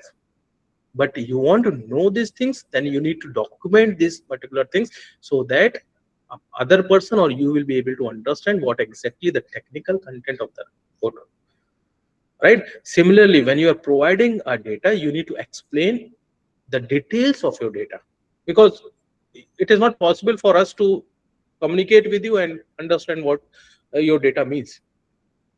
So within metadata section, you need to explain each and everything. Okay, now coming to the descriptive statistic. So when you are cleaning a data, so data has a pattern plus noise. So when you are going to clean your data, okay, so what happens during the cleaning? Suppose there are thousands of SKUs are there, thousands of items are there within the business, but in thousands of items, there are multiple items which are contributing to 0.001% of the business, right? So those who are contributing to 0.001%, it's negligible, right, to the business. If it is a small scale business, then you need to remove that data points, or you need to remove that particular items. So the statistic factor which is coming to remove, like you are calculating average sale, a standard deviation for a month, right? So these things you can put it there in metadata when you are explaining your data cleaning process. So these are the descriptive statistic part which comes and which explains or which supports your data cleaning process when you are filtering a data. Got it? So this is how you need to clean your data, and you need to provide evidence based on statistic. These are the statistic number. On the basis of these numbers, I'm removing this particular SKUs which are not performing at all, right? Now coming to the detailed explanation of analysis process. So this is where you have understanding now Okay, you have a data now, then you need to refine your problem solving approach to your detailed explanation and analysis process, where you can explain, okay, these are the different techniques I'm using with respect to my data to analyze, to do the data analysis. Okay, now the last content is your results and finding. In midterm, we are not expecting too much results from your side. Suppose you are having three business problem. Okay, so you can just give 1 to 2 plots. That is fine for us, because our focus of midterm is not on this portion. Our focus of midterm evaluation is on first this portion, and this is somehow we are looking into, right? But this is not our focus. So if you are if you need to include the results, you can include 1 to 2 plots. That is fine. Explain the plots, right? So this is fine for us. So this is how you need to formulate your report, right? Okay, so here you can see we have already mentioned video interaction must be establish a credibility, right? It can be of any language. You can use any language like Hindi, English, or local language also you can use, but it should be, the sources should be credible, right? Okay, now coming to the next point. So these all, so we have a limit here of 8 to 10 pages. Now to include all these things, what you need to do, you suppose in metadata there are multiple tables. You don't have to include all the tables in the report. It's not necessary or not required, right? You don't have to include images in the report, not required. So what you need to do, you need to upload your report data, images, authenticity letter, and whatever the data you have, you need to upload everything in a drive, and you need to share a drive link in the report. That's all, right? You need not to include everything in the report, neither images, not a screenshot, nothing is required. You can provide all the details in the drive and give us a view access, right? So here we have clearly mentioned we are not storing any of your data. So data is only, we are checking only for a validation purposes. Some students are asking, the company is not agreeing to share a data with us, right? We are not taking your data, we are just seeing your data. Okay, whether the data, whether the results you are providing, it's matching with the data or not, right? Whether your data is in line with your business problem or not, right? So we don't have to we are not downloading your data, we are just only verifying your data, okay, whether the data is genuine or not. Okay, so after the project you can remove that link and you can just take a data on your own on your drive. Once the project is completed, we are not going to store it, right? Sorry to interrupt, sir. I have a Yeah. doubt over here. Actually, in case if data is very sensitive, is it okay if we can use the complete data for analysis and just give a sample of data for your perspective alone? Is No, it so in midterm at least you need to give a data, because in final also you need to give a data, because what happens sometimes, suppose you are just doing the analysis, right? yes? But sometimes what happens, we have observed in previous cases, the results whatever there in the, when we just try to analyze the data with the help of your Excel sheet, right? So we identify the results whatever the there in the Excel sheets are not matching with the results whatever you are included in your final report. So then it is a problem. If they are not matching, it means there is some issue with your data. Okay, so It happens many times. So yes, in that sense, we need to validate it. So it's only for a validation purpose, I right? We are can not understand. taking your data. Sir, I have The a doubt, sir. problem is Can you sir, in clear me, some sir? Yeah, sorry. So the problem is in some organization they do have this data privacy policy and things. I'll discuss this at a last. Please Yes. give me some time, because I need to Sorry, sir. Yes. I need to just cover a couple of more documents, 3 to 4 Sure. documents, Sorry. Sir, and I it have is sir not only possible single otherwise. question, sir. Can you sir ask? Sir, I asking from last 1 hour. Sir, please one question, Please sir. ask me at the last. Just note it down. Note it down in your booklet or somewhere. Just ask me at the last. No, sir, I'll I just have to address the. go. I have to go somewhere. It's an emergency, so that's why I ask you, sir. Only single question, sir. Okay, Uh, please go ahead. so there is my friend in another state which is running a business. I can't No, no. visit So his this place. question I'll not, a specific question I'll not address. If you have a question related Okay. to this, otherwise you can join a next session on a Sunday, next Sunday, right? So because I need to cover 5 more documents are there, I need to cover the document, right? So coming to the final summation. So what exactly the final summation is all about? So this is the last summation of your project, where you need to. So it is basically, you can say, a detailed representation of your report or for your project, right? So the report will be nearly 80 to 20 pages. Okay, and it is weightage is also pretty high. So it is 40% of the weightage is there. So what happens in executive summary is nearly the same. I already explained. Detailed explanation and process is also fine. So what exactly you need to do in detailed explanation and analysis process here? Since your business problems are confirmed, your data is already finalized. Now you need, in point number 4, what you need to do, you need to provide a detail with respect to a business problem. Suppose business problem number 1 is related to inventory. Then you need to write what exactly the specific methods you are using. In inventory also, there are multiple ways to do the inventory analysis. But amongst multiple ways, what are the process you used for inventory analysis, right? Because whatever you are using here in this processes, right? So that comes under the results. So based on the results, you need to tell, okay, this is the technique I'm using for my problem statement number 1, this thing, right? So with respect to problem statement, you need to write the detailed explanation of your processes or method, whatever you are using it here. Now coming to the results and finding. So in results and finding, what you need to do, you need to provide results with respect to all the business problems, right? So results are not something like a pictorial representation, X and Y, and this is the results. This is not accepted. What you need to do, suppose, so this is X and Y, right? So if this drop is coming here, right? Why this drop is coming? You need to justify these things. It is not something like you can just put a plot here and some representation here and just say like, okay, this is what my results are. It is not acceptable, right?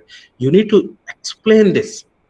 If the drop is coming, if there is a drop in a particular month, suppose this is May month, right? If the drop is coming, why this particular drop is coming in your data, right? That you need to justify. So it's not only the results, it's a results and basically what are the findings with respect to with including with the justification why you are getting this particular trend. Okay, so now coming to the next is the interpretation of your results and recommendation, how you are going to interpret. Suppose you have taken you have got some results. Now you need to justify a business problem and you need to interpret your results and recommend what exactly is coming from the result. So it is not something like a random recommendation. Based on your results, you need to recommend, okay, this is what exactly happening this particular month and what are the possible recommendation or options the business has.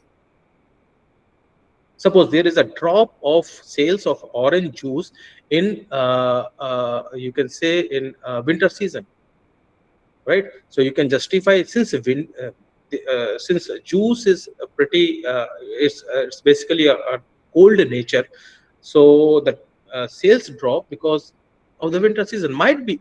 I'm not saying like it happens, but I'm giving a justification for it, why it is happening. And that justification you need to discuss with the business owner and then you need to quote it.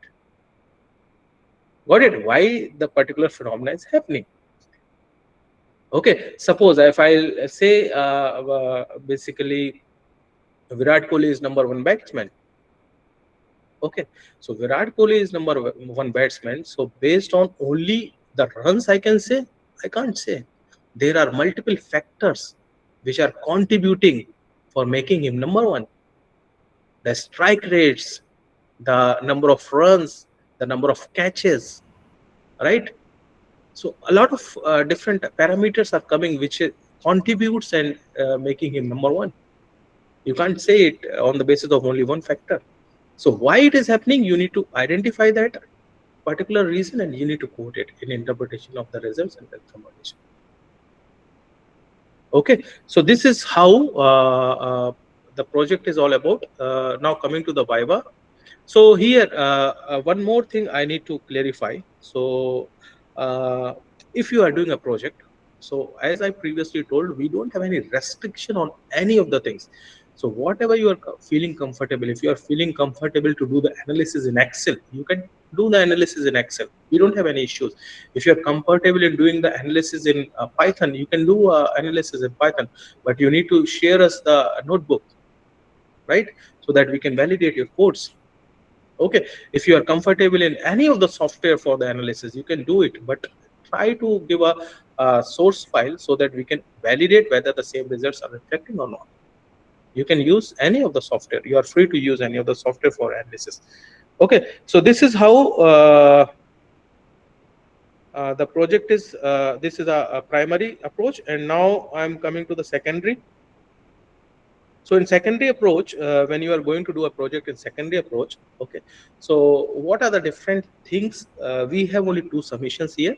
Okay, so we have only proposal and final submission. The format will be same. For a proposal, it is 4 to 5 pages, whereas in final also we have nearly 18 to 20 pages here, right? So what exactly you need to focus more on a secondary. We are not basically suggesting students to go for a secondary report, secondary data approach, because the grades are only D and E, right? If you are on a dead end, right? So if you don't have any other options and you need to upgrade for a degree, or you need to, if you are, this is your last term in basically your degree completion process or diploma completion process, then you can opt for. Otherwise, if you have a time, just don't go for a secondary data analysis, because at anyhow you're putting effort, but you're getting a grade D or E itself, right? Okay, so here what are the different things you need to focus in secondary approach is basically when you are sharing a data.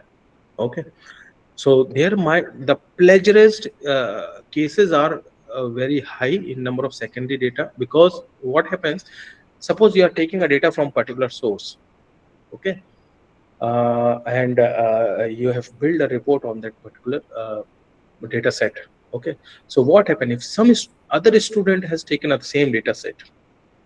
Okay, then the data set is looks like copied, because you don't know, if you are using some data set, you don't know if somebody else has taken the same data set and done the project. So you need to be careful while taking a data set from open source. The other thing is that when you are going for secondary data analysis, you need to be careful on formulating a business problem. What you need to do, you are only allowed to take data from the source, right? Some sources has all the analysis, and some sources has a full report as well. If you are using that particular things, right, so your will not consider that projects, right? So you need to only take a data from the source, and based on data you need to analyze that data, visualize that data, and based on that try to find out business problems. Okay, and code that business problems.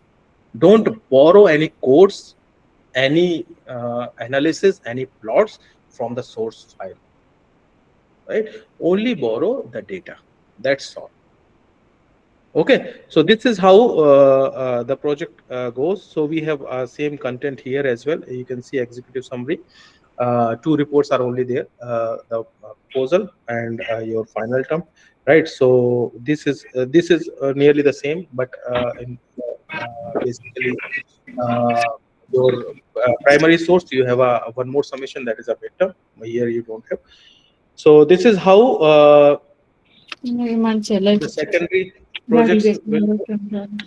Now coming to the, mute yourself, whoever unmuted, please mute yourself.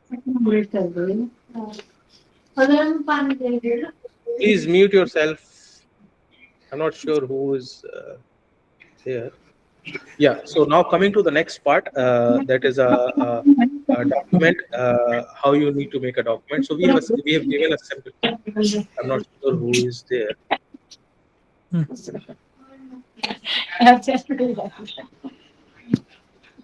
me mute everyone.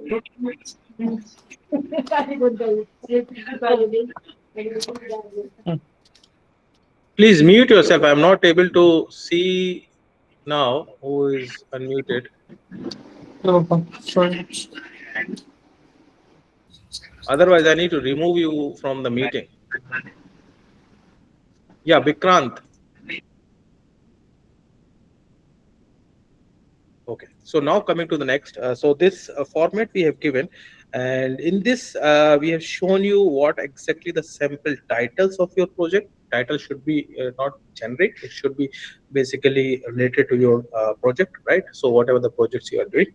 Okay, and we have given you the format for the proposal, how you need to make a report.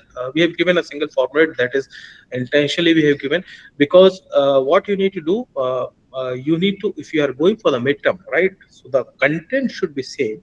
Okay, but you need to the content should be different, but the format is same.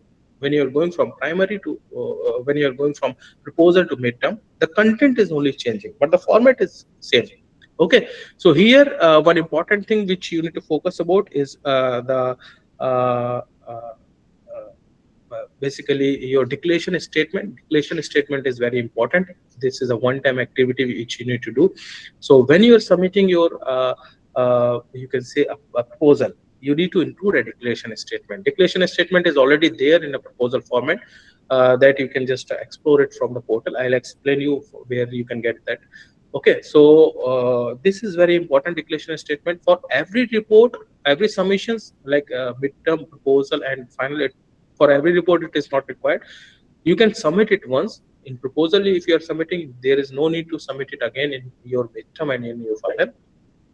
But if you missed it in your proposal, you need to submit it in your midterm at anyhow. If you are not able to submit in a midterm, your final report will get rejected, test rejected. It will not get evaluated, it will be rejected on a test, right?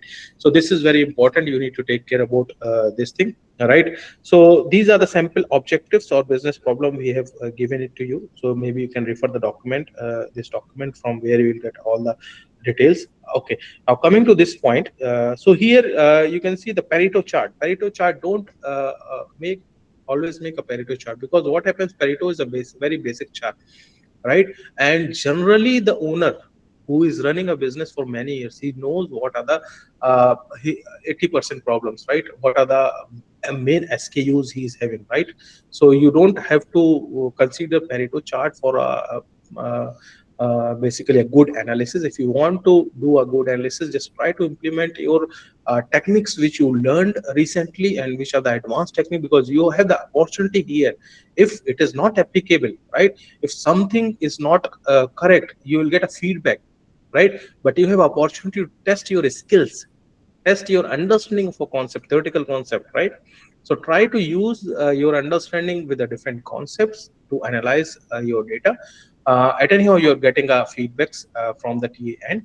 Okay, so don't use a very basic charts. So maybe for data cleaning and all you can use it, but for advanced analysis, try to avoid these things. Now, so here comes the important point which I was explaining previously. So suppose here they are having a different trend.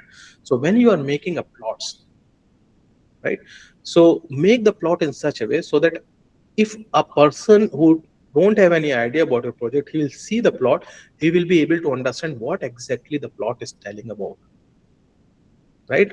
So this is called a story telling of basically visualization and storytelling. So there are two concepts. When you are plotting a graph, your plot should be self-sufficient to explain what is there in the plot. So here you can see there is a proper axis labels. You can see axis label here. You can see what exactly the plot is, what type of data, how much data it is representing, right? So your plot should be self-explanatory, right? So if I am just seeing your plot, if I'm just looking into your plot, I can get an idea, okay, what your plot is all about. right? Similarly here, so he is just tracking the number of emails in inbox, right? So this project is done by a student, and he's checking on per day basis or per month basis how much the frequency of emails are coming, right? So now you know this particular trend, what exactly is happening. Now you need to explain it, right? You need to explain why this is happening, okay, where it is happening, what might be the reason. Suppose in this case there might be the reason the number of registrations are increased, or you can say a number of emails or inbox emails are more. It might be the starting phase of the term. What happens when the term is started, we are getting a lot of emails, nearly 100 to 50 or 200 300 mails per day we are receiving, right? So but as soon as the term is getting end, right, or it is near towards the end, we are receiving a lesser number of emails, right? So this is what exactly, this is how you need to explain your plots, right? This is how you need to give a justification to your plots. Okay, so this is WBS work breakdown structure. We have given a sample for you. So based on this, you need to construct a work breakdown structure with respect to your project. And this is how you need to make a Gantt chart, where you are having a different activities and you are just giving a timeline for your activities, what exactly the timelines are. Okay, so this is done.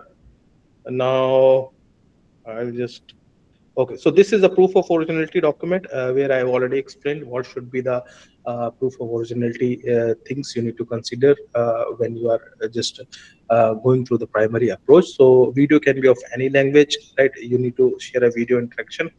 And here the pictures and images will be of from official space only, right? It should be of credit, like it should not be a random place, or it should show the credibility of the owner, like who are there in the images, right, or a business. Or here the next is letter document.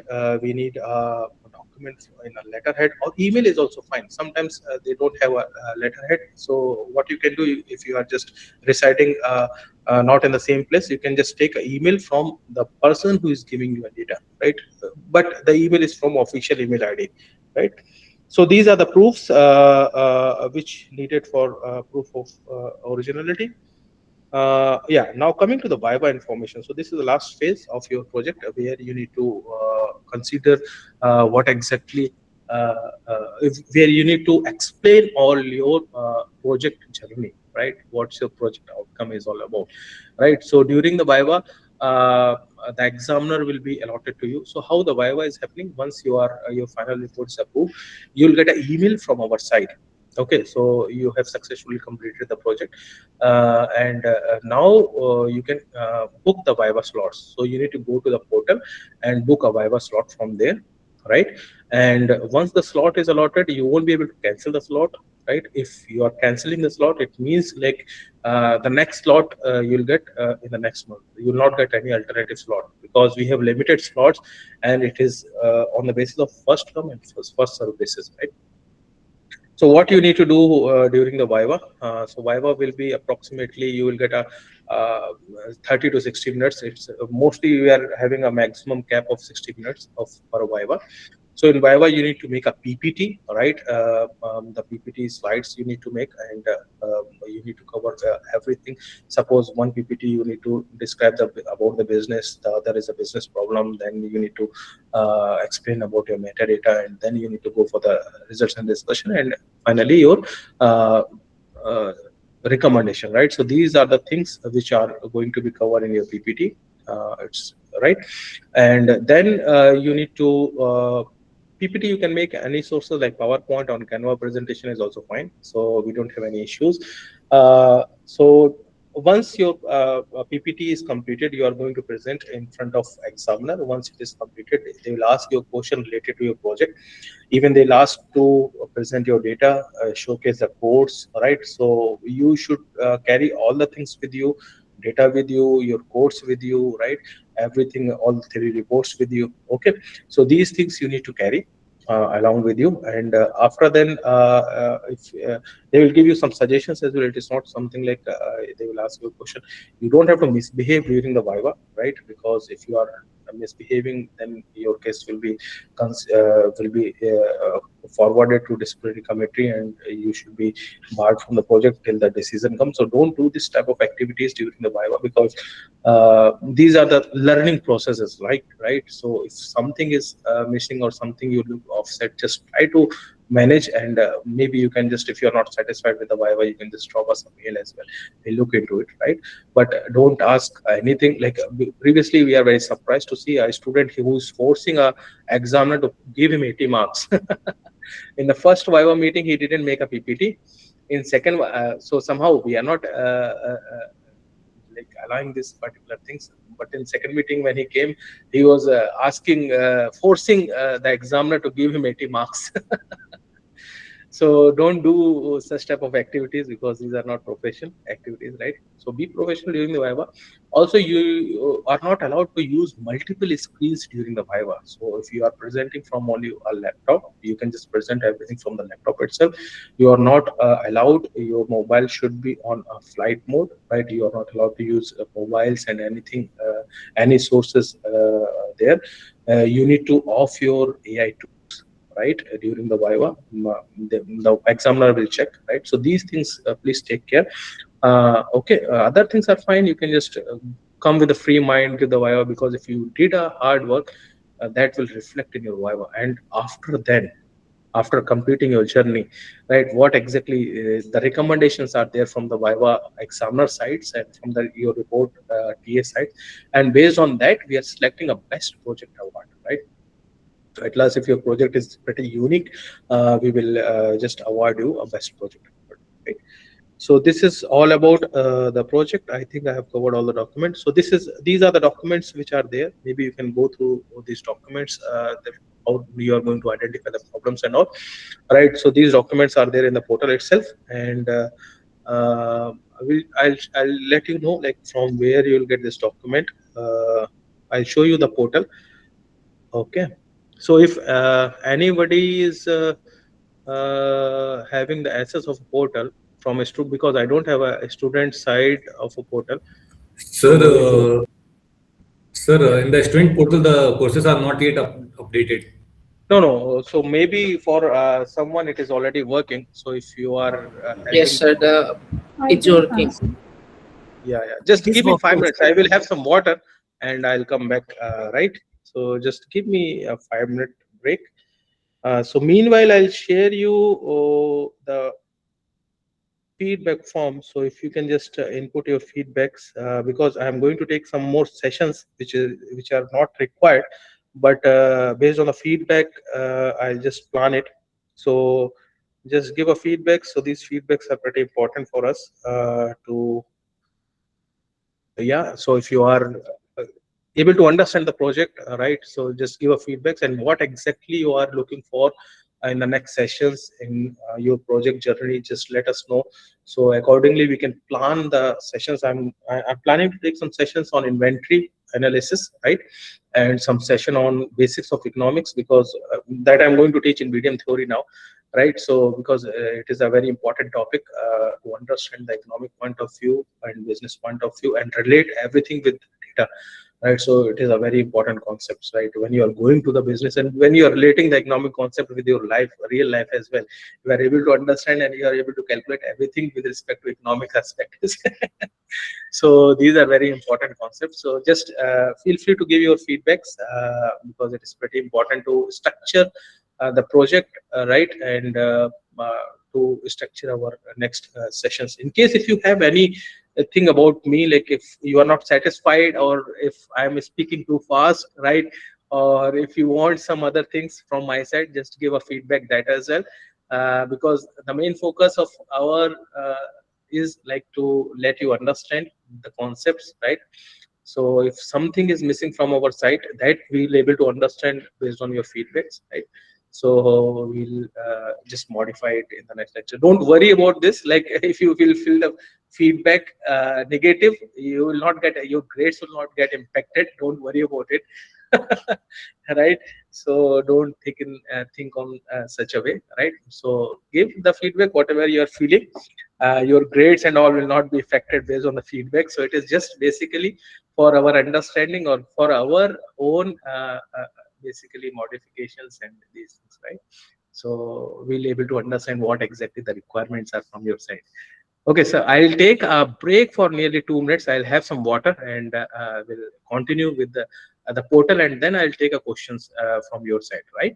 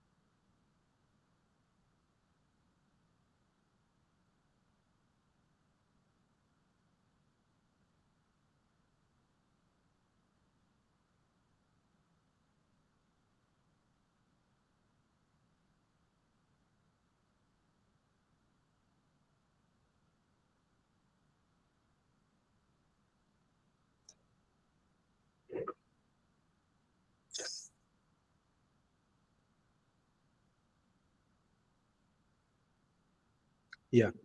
So, okay. So any one of you can open the portal so that I'll explain the portal things to you all. And yeah. Shall I share my screen, sir? Anyone can just share your screen.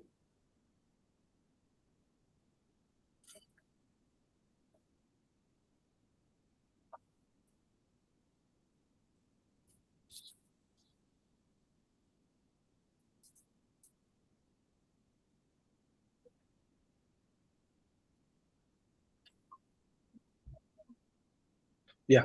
So please open the portal. Yeah, yeah. Okay, great. So we can go from starting. You can just open the home page. Okay, so this is basically what you are going to do when you are just drag it up.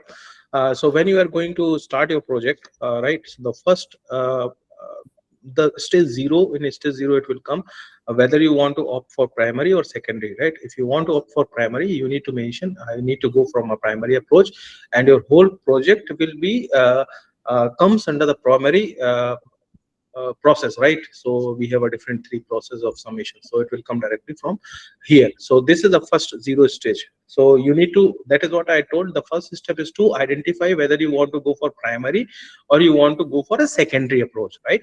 So if you are going for primary, you need to opt it and you need to provide the details, and based on that your project will be progressed, right?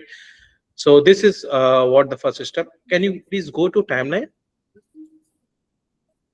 Yeah. So these are the timelines of the project. If you can see, the initially first submission is your final submission, right? If you can see here, it's a final submission, and then your midterm, and then your proposal, right? So from 1 to 3, your final submission will start every month, right? And from 6 to 8, your midterm submission is there, and from 11 to 13, your proposal submission is there, right? So you need to plan your project in such a way so that you can just submit it during this particular cycle. And if you are missing these cycles, then you will get an opportunity in the next month. So be don't go for a last moment submission. That is what we are suggesting for every student. So whenever the timeline is started, it is showing in a green color. If you are seeing, this is a current midterm is already going on, so it is showing in a green color, right? And final submission is already completed and proposal is about to come, right? Here we have a resubmission date. So resubmission is what? So what happens if you missed your so if there is a minor correction in your report, suppose if you missed the link, right? So in that case, we are not rejecting a report, we are giving you opportunity. So within the resubmission date, you can just share the link, or you can resubmit the report, right, during that particular date only. So if the date of resubmission is mentioned on like 14, so on 14 only the portal will open to hold reports only. Those reports are on hold, those are rejected. For them, they need to submit in the next cycle, right, in the next month, in the next cycle. For the reports which are on hold, for them, you need to resubmit the report on this 14 date. So everything is automated here. We don't have any manual interference in the portal, right? So it is opening at particular slot, it is closing at particular slot. We don't have any particular hold here, right? So you can see here the secondary project route is also there, and we after then we have a boot camp. So boot camp is something. So I'll show you this Viva timeline is also there. So Viva timeline is not fixed; it fluctuates based on the number of pass out candidates, right? How many are passing out, and how many days we need to schedule the Viva. It depends. It's a dynamic in nature, Viva date. But whenever the Viva is there, we are going to update you in advance. Okay, the Viva is starting from this particular date. Just try to focus on the Viva and book the slot with this particular date, right? And then we have a final boot camp. So boot camp is something like we have started this is a new initiative we started a couple of months back. So what happens in boot camp? You have the mentor will be allotted. So if you are booking a slot for the boot camp, a mentor will be allotted. So the boot camp start from midterm and final. It is not for a proposal phase. Proposal at anyhow, you need to find out the business problem. So from midterm and final phase, we have a boot camp. So in boot camp, once the boot camp is on, you need to book a slot from the portal, right? It is only for a primary, not for a secondary. The portal will open and you need to book a slot for a boot camp. And once you are booking a slot for the boot camp, you are able to book a slot. Once the slot is booked, after then the mentor. So it is one-to-one mentoring, right? Where expert mentor will just connect with you individually, all right, and he will discuss the problem what you are facing in the project, right? So before that, what you need to do, once the mentor approves the slot, you need to make a document with all your problems, because it's a nearly 30 minutes or 1 hour session, one-to-one session mentor will allot you. So in that 30 minutes or 1 hour, you need to explain everything in it, because you don't have any idea about your project, right? So if your project get rejected, you need to explain these are the comments from the previous TAs. So he will guide you on that, what you need to do for building a report, right? So attending a boot camp doesn't mean, like, if you are attending a boot camp, it doesn't mean like your project will get approved. So they are giving you a suggestions. The expert mentor will give you a suggestion. Okay, these are the things you need to do, and based on that suggestion, you need to modify your report, right, and resubmit it. Okay, so most of the cases, what happens, like if you are working properly on the comment or feedback given by the mentor, your report will get approved. But it is not hard and fast, like your report is always get approved. Okay, so this is what exactly the boot camp is all about. Now coming to the second is documents. So these are the documents. So whatever the document I showed you, the documents are already there in this document section. You can see a proposal format. Could you please open the proposal format? Yeah, so this is what the proposal format we have. Yeah, so here you can see, so this is how it looks like. You need to build your report in the same format, right? And there is a declaration statement as well in page number 2. Page number 2 or 3, I think, declaration. Yeah, so this is a declaration. You need to make a digital signature, and you need to fill the details in proposal, and you need to submit it. So this is the document we have provided, a sample document to build your report. So similarly, when you are going for a midterm, you need to modify the content itself, but other things will be same, right? So modify the content and your other pages, whatever is relevant, you need to modify, but other things are fine. Okay, so okay, that's fine. You can go ahead with the next. We can go ahead with the next. Please go back. Sir, excuse me, sir. Yeah. is there any document for midterm and final submission? Like, No, is that there is what I was saying. There is no document. So this is a sample document. Okay. So only what is happening in the midterm and final is you need to change the content itself, right? So okay, document sir, will be, I got it. the format will be same, but the content should be changed, right? Sure, sir, I got it. Okay. Yeah. Please go ahead with the next back. Yeah. So these are the all document. Here you can open one book I was discussing about. Just please go ahead. BDM project reference book is there, Caption Chronicle. So this is a 250 pages book we have already made. So in this you can get detail about a project from zero to final label, right? And then here you have a sample reports as well, right? So might be it will take some time. It is I think 250 MB or something, or might be more. So here you will get sample documents, sample reports which previous students already completed. All right. So in this you will get whole things there. If you want to take a reference, you can take a reference from here, from some reports, right? So yeah. So this is you can go to the last pages where we can have the reports. Yeah, so I think these are the reports. Yeah, so these are the sample reports you have. So you can go through these reports, how just see how they have explained the plots they are putting. So these are the previous students reports only. So you can see from here how they have justified the plot, how they have made the plot, how they have done the analysis. So this will help you or give you idea, right? So these are the sample reports. You can just take it for a reference. Okay, fine. Yeah, please go ahead. Here we have one more book, that is industry purpose, a small book that is 45 pages. Book is there, and we too have.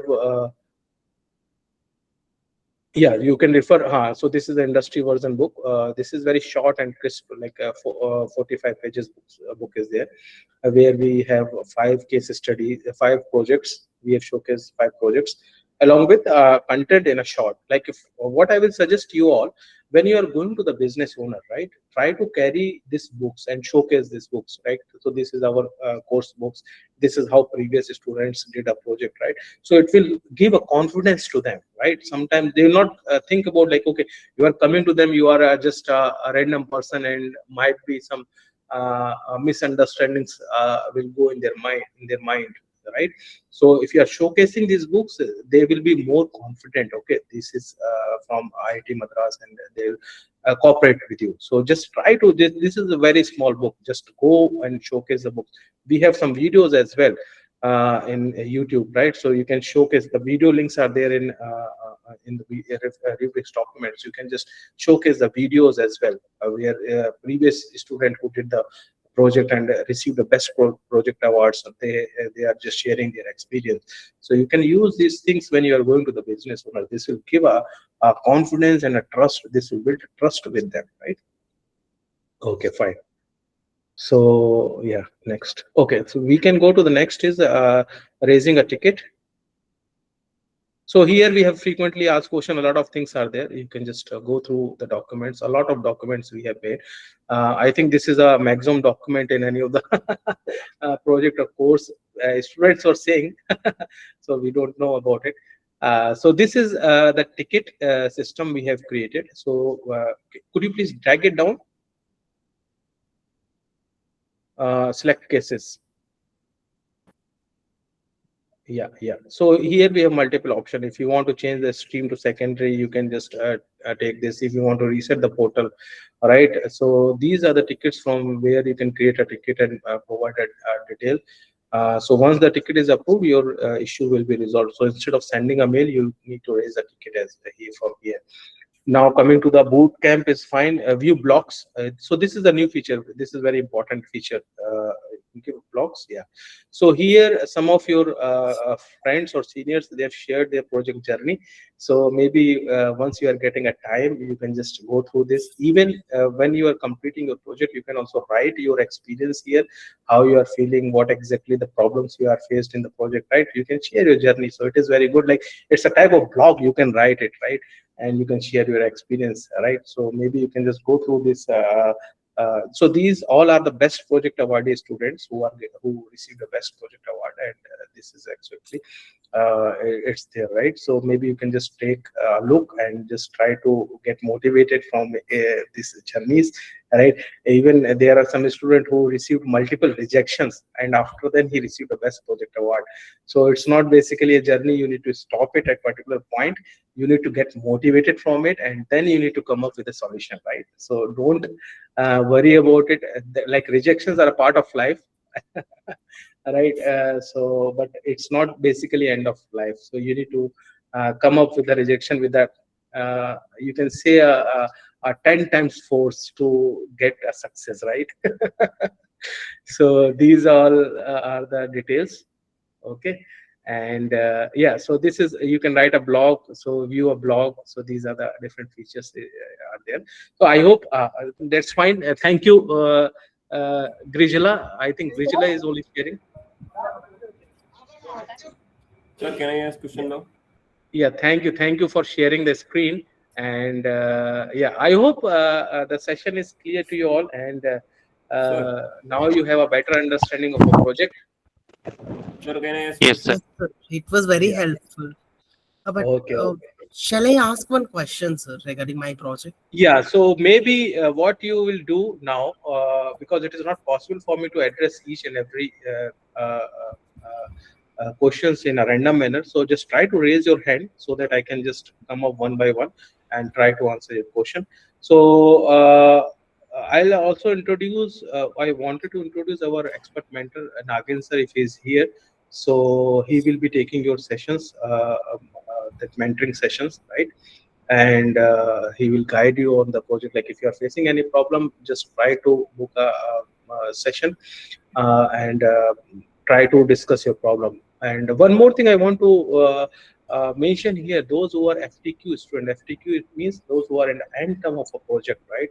So just try to structure your project properly, because if you are just waiting for a last moment, right? So it is very, very difficult, and it is very you are in a very panic condition when you are submitting on the last cycle, right? Because this is a last term for your project. So what we will suggest is always start from day one. Just start your project from now onwards, strategize your project properly, make a proper timeline so that you are able to complete a project on time, right? Sir, So can this I is ask a one feedback I want to give for all. I want to suggest to all FTQ students: don't wait for a last moment, please.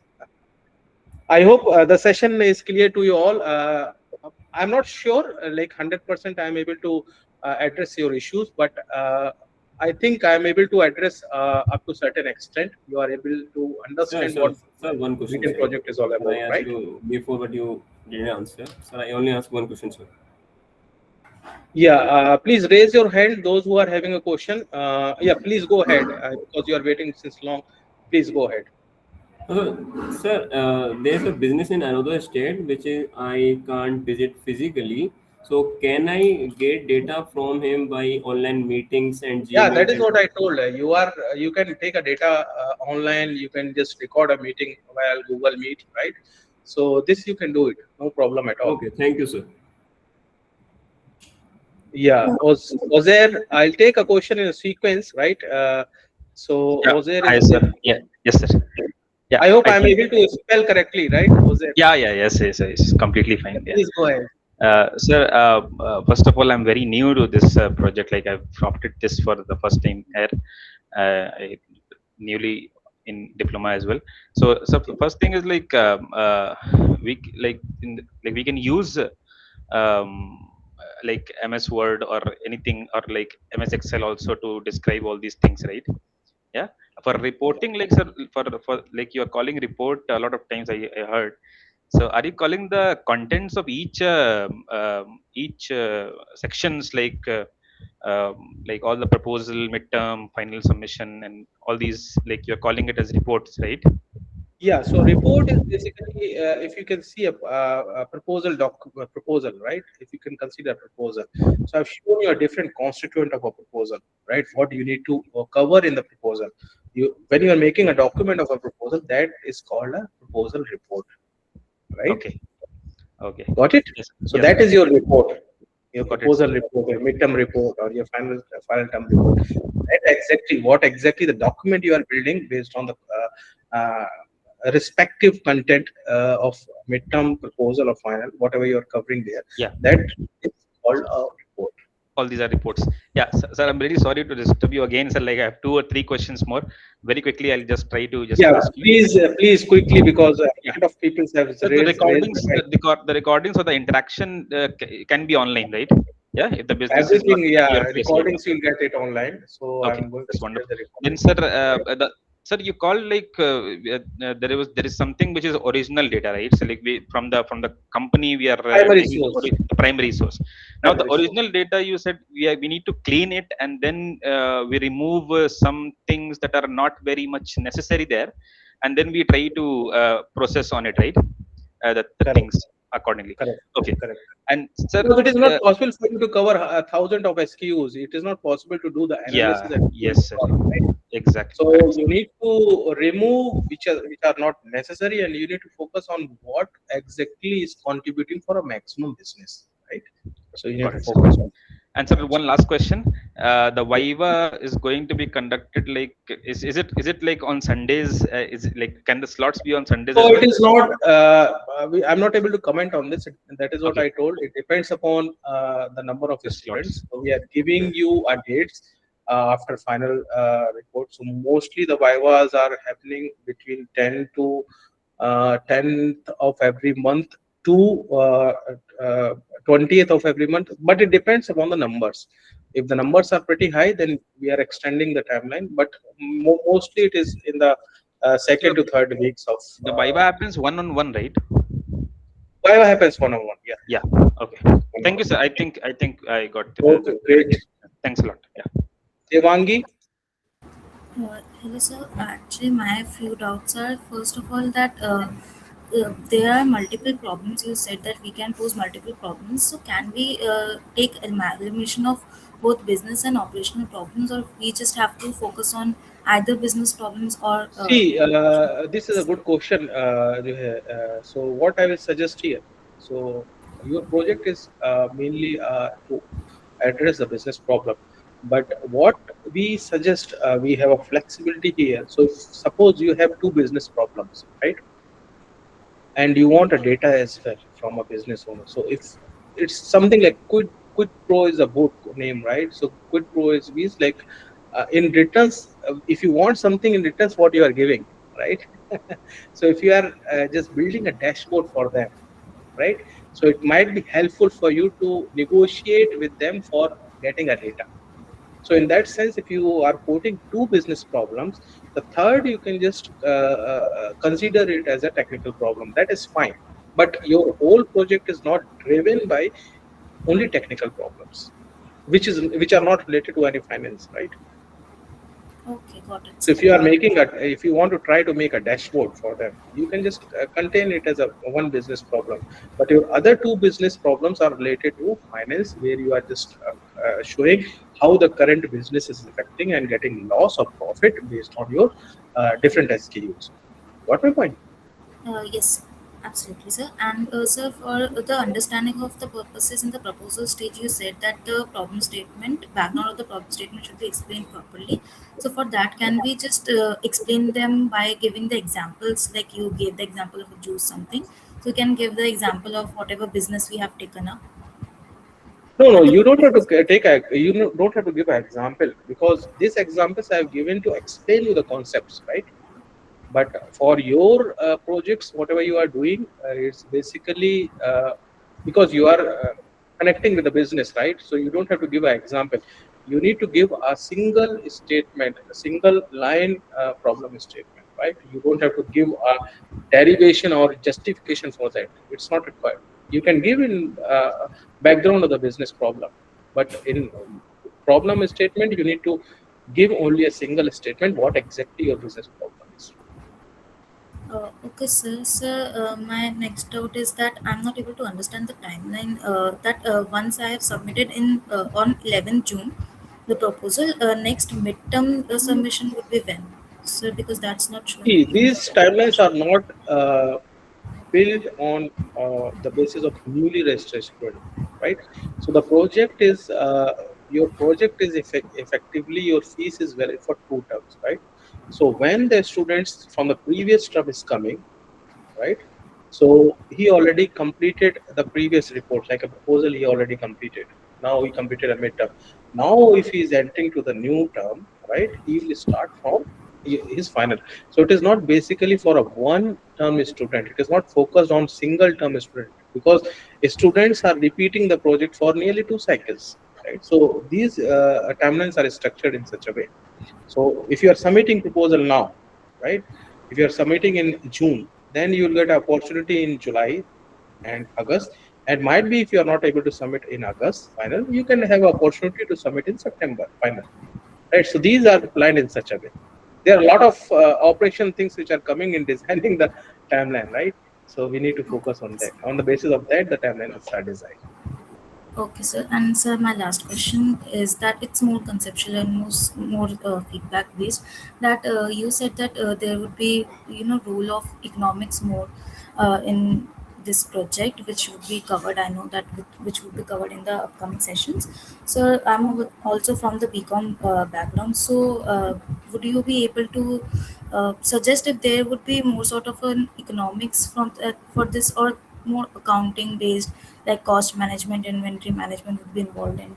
Yeah, so it is a plus point for you because you are from a commerce background, right? To understanding the different costs, because whatever you are doing here is to analyzing the profit, cost, and the different SKUs, and you are implementing your basically data analysis methods as well, tools as well, right? So it will be helpful for you. That is what I want to communicate and want to suggest you as of now, right? So I'm not able to comment properly while you are going to use your only accounting, but because there are multiple factors which depends what exactly the business is all about, what are the business problems you are focusing on, right? So your analysis approach will depend upon your business problems, right? So Yes, whether your absolutely. previous BCom things will contribute in this, that will depend upon your business problem, Okay, sir. Thank you, sir. right? Yeah, Partha. Yes, sir. Sir, as you mentioned earlier that regarding the problem statements, you asked to give like 4 problem statements. Keep statements ready. So should we write No, all no, of I'm not them? saying keep four statement ready. I'm telling you should have a multiple problem statement. It should not be a monopoly. It is not something like a four problem Yes, yes, statement. You need to make it ready. yes, sir. Depends, right? Yeah, yeah, but sir, so we have to write all the problem statements in the proposal, or we can change it Yeah, out. it is if it is possible, like if you are able to understand, okay, what exactly the problems are coming in the business with the help of business owner, if you are able to decide, okay, these are the business problems, right? Then you can quote it in your problem in proposal document, right? There is no issue at all. But you need to justify when you are dropping it, right? When you are just continuing, suppose you have quoted four business problems, but in your midterm you realize, okay, I'm not able to complete two business problems. Then you need to justify why you are dropping these two business problems. Okay, sir. And sir, regarding the certification, Which sir, certification? means the sir the business certification. Business certification for what? I'm not No, able to no, sir. understand. Means Best project certificate. no, no, sir. The business is legit that certification. So you need to collect a Sir, document from the business. Yeah, yes, sir. they need to Sir, as I am certify that, working, okay, we are giving you a data. sir, I am working with a medical laboratory in a tier 3 city. So they don't have any trade license or GST registration. If you are working in a medical company, right, pharmaceutical company or some shops, they have a certification, right? They will not run without GST and Sir, anything he has because only the license regarding the lab correct. They technicians. have a license because without license, nobody can open the medical pharmacy and all, right? So at least they have a document. right? Yes, sir. So That you just is the provide only whatever the documentation. document you think are necessary, right? GST details and all are necessary. So it's you can see one thing, right? You need to prove that your data is genuine. For proving that whatever you think are necessary, you can just provide it, Okay, sir. right? If you are providing one extra document, it will not reduce your marks. It will not reduce your grades, Yes, sir. right? Okay, Okay. sir. Thank you, And sir. in secondary, whenever you are doing a project via secondary approach, you will get only D and E grades. You will not get a marks, right? Whenever the evaluations are happening, you will get D and E grades during evaluation. But for primary, you are getting a marks, right? Okay, Yes, Shyamala. sir. Good evening, sir. Sir, I'm in midterm submission actually. Can I Okay. use this platform to ask questions? Yes, sir. I'll ask a few questions. So, in case if I have complete data and I don't want to show a particular thing because I'm working in Cambridge University Present Assessment, so I'm I think collecting the I data. think I have you have sent me an email regarding this, right? Yeah, yeah, sir. If I'm not Long wrong. back. Yeah, sir. Yeah, yeah, yeah. Only the last month my proposal got accepted because they were thinking like it data cannot be collected. I can collect the Yes. data. I have it. The problem is like I'm collecting the quality issues data. So certain descriptions and things I can't show it off. So, is it okay if I can delete all those things and then only the one which needs to Shyamala, be? I'll tell you one thing for your project because I know what exactly you are doing. So Yes, your project is something not looking like a primary because these are the confidential information, right? Publishing press. yes, So if you are just hiding any of the things, right, it will create a point of doubt for the evaluator, right? So maybe what I will suggest for you, because your report was already rejected because they are not able to understand what exactly your business problem is all about, right? And they are yes, thinking it as a secondary source, right? But anyhow, it's fine. So what I want to communicate here is something like if you will hide anything, right? Because Mhm. already there is a point of doubt, and your Yes, report yes. was rejected. So it will create a lot of misunderstandings again with the reviewers. So what I will suggest, you can just give a view access of the data. You don't share the data, just give Okay, us a sir. view access so that the TA will review the data. Okay, this is fine. That is what we need to do. We don't have to download your data, right? We are not downloading any data of any student, right? Sure, We are sir. just only viewing the data. So it will just create, it will not, it will help you to create the authenticity of your data and reduce the misunderstanding within the TA, right? So I'll Sure, sir. suggest you just do this practice. Otherwise, it might be difficult. I'm not sure what exactly you are going to hide and how much contribution of that content is there in your report. I'm not sure, but it might create an issue for you. That is what I'm saying, right? So Yes. it's better you don't hide it. Just give a view access and just remove it once the project is done. Sure, sir. And even if I wanted to use Power BI, do you want me to share the dashboard, sir, or Yes, is it yes. okay You to need to convert it into PDF and you need to share the Power BI dashboard so that we can validate. So it might be, I think, your one problem statement regarding Power BI. sorry, sir? That Power BI thing is one of your problem statement, right? Yeah, So that, sir. The analysis will be done through the Power BI. So, because the categorization and subcategorization and view where the issues is happening. then So, might be you need to provide a Power BI thing details, right? So that they can okay, sir. validate it. Sure, sir.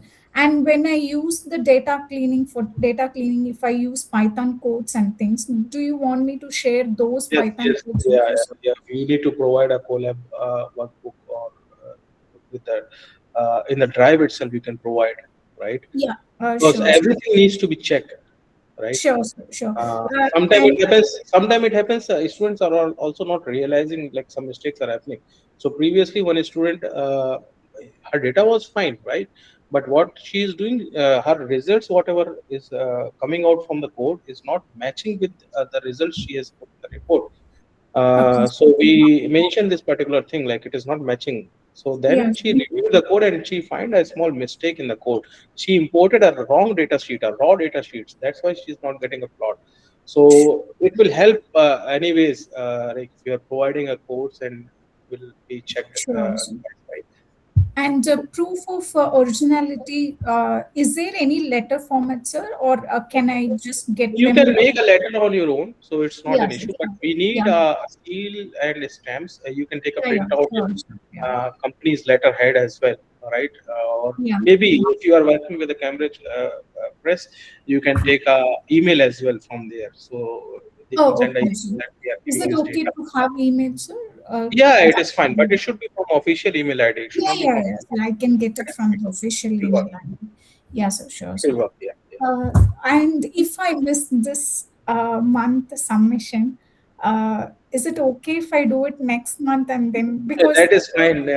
Please don't ask such questions because these are already explained. yeah, sir, I can So we understand. have given you a free hand to all the students. We have given a free hand. So Okay, it's sir. depending upon you, like when you have to plan your project. So we are not a one who can decide when you need to submit. You are the one who need to decide when you need to submit and when you have to Sure, submit. sir. So if I have any questions in between while doing it, how can I Drop. clarify, sir? You can drop us an email, right? So Sure, sir. maybe if we have a bandwidth, we can just reply it back.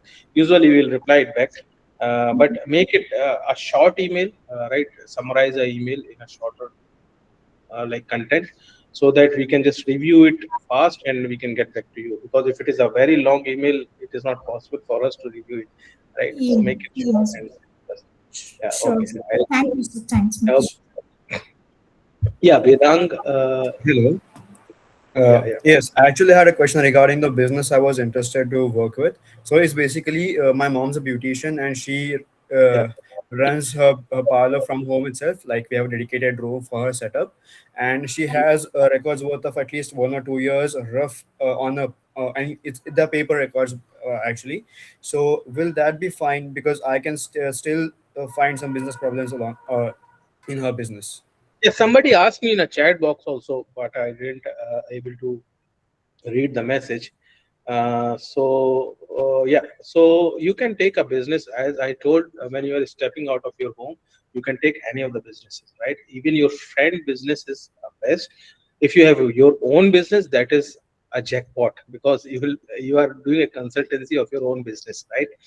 So if it is a friend business, family business, you can take any of the business and do that.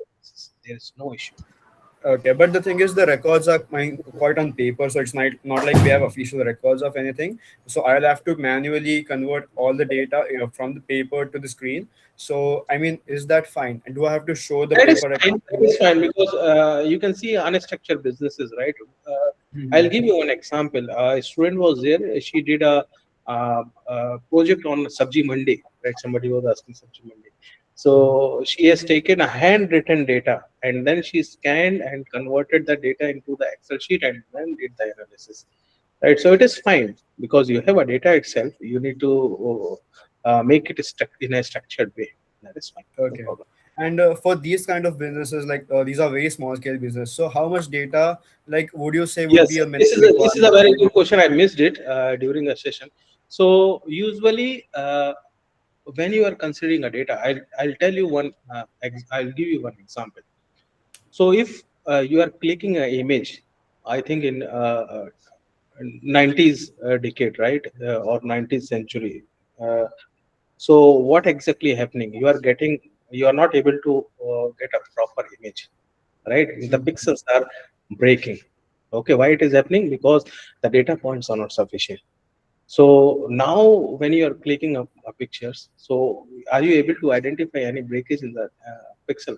It's not possible. You are not able to visualize. It's a clear image.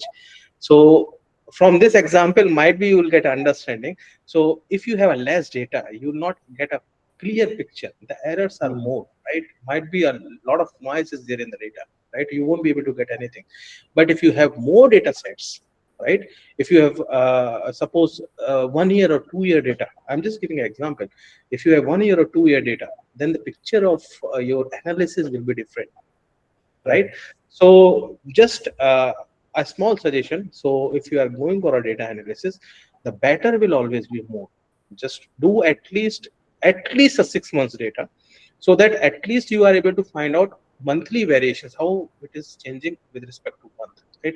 If you want to do a seasonal analysis, then you need to take a data for 2 seasons at least, so that you can see a fluctuation in the seasons. Right. Okay. So the better is always more, always best, right? And it will give you a better understanding and less error. So just try to get a data as much as possible. You are able to get it from the business. In case we don't have that big of a data, because I don't know where her record. I mean, they are quite, I mean, separated at this point. So, can we expand the data by predicting it on an algorithm or something like that? You won't be able to predict based on a very less data points. If you want to Given that, predict something, right? You won't. If you want to train a machine learning model, you can't train on basis of 1 month data. That is incorrect. right. I got Right. it, got it. So if you want to predict, at least you can have a data of 3 years or 4 years, so you'll get an accurate prediction. Otherwise, Got it. there is no use of predicting anything. Got it. Got it? Yes. Yes. And Yes. just a last question: how many business problems would you recommend or would be essential for the process? I have already told you. Maybe you have joined a session a bit late. So maybe you can review the video, right? You'll get to know, and we have already mentioned the document as well. So you'll get opportunity. I'll not answer as of now, so that you can explore and dig out in the documents, right? So from there you will also get to learn some more things, right? So just try to explore the document and review the video. I've already covered these things, right? Okay. Yes. Thank you so much. Yeah. No problem. Yeah. Shamanta? So, am I audible? Yeah, you're audible. Sir, actually, you told about one thing about the secondary law. Like, in case, two people, they take the same Kaggle data, right? For example. So, in that case, that is also some kind of a plagiarism only, because Correct. the data is. So, in that case, like, because, there are so many students, so there is a high probability that, it might happen. So, in that case, like, how would it be judged? So this is a big problem. That is why we are not focusing students for secondary data analysis, right? Because we also don't know from which source, which data, because in a term nearly, you can see thousands of students are registered. It is not possible for us to track each and every this thing, right? So that is why we are saying that it is very difficult for a secondary analysis. I'll give you some idea. Maybe instead of open source Kaggle and GitHub sources, you can go to the company website and just try to extract the data from there. Like if you are getting a free data, because that data might not be taken from some of the students. And the other thing is that when you are getting a data, try to formulate a business problem on your own. There might be the case a student has taken the data, but they have taken or considered some other business problem. So this will create a difference between that report and your report, because there is no match of a business problem, right? So basically, in case I have taken a data from Kaggle only, one data set, and same student has taken the same data set. So, but our problem statements are different. So then will it work in that Yeah, case? the problem statement and problem solving approach and your everything is different, right? But the data source is same, it is fine, because your report is not matching with his report. You have a Correct. different analysis process, you have a different problem statement, then it is fine. That is what was my doubt, basically. Right. Thank you. Yeah, that will work. Yeah. I hope it is okay for you. Yeah, sure. Yeah, Aparna. Yes, good evening, sir. Yeah, good Sir, evening. my doubt was that I was planning to take the YouTube analytics data. Okay. So I guess it is the primary route only, not the secondary route. No, if you are taking a YouTube data, right? So YouTube data of particular channel you are taking, or you are taking some random YouTube data. No, sir. So my aunt has a channel. It's around like 4K subscribers. So I'll be asking her to give the data. Maybe you need to check because whether the thing is that if you are taking a data, if you are getting anything insightful from the data, it is fine, because here I think if this is 4K users, they are not able to generate any revenue as of now, right? So what exactly the analysis you are, then it is coming under the different operation and research problems, right? So what is the Yes, business aspects you are bringing out here, from this project? Then I'm not demotivating you. I'm just saying, like, at a certain stage, after a certain stage, might be the case your report will not get accepted.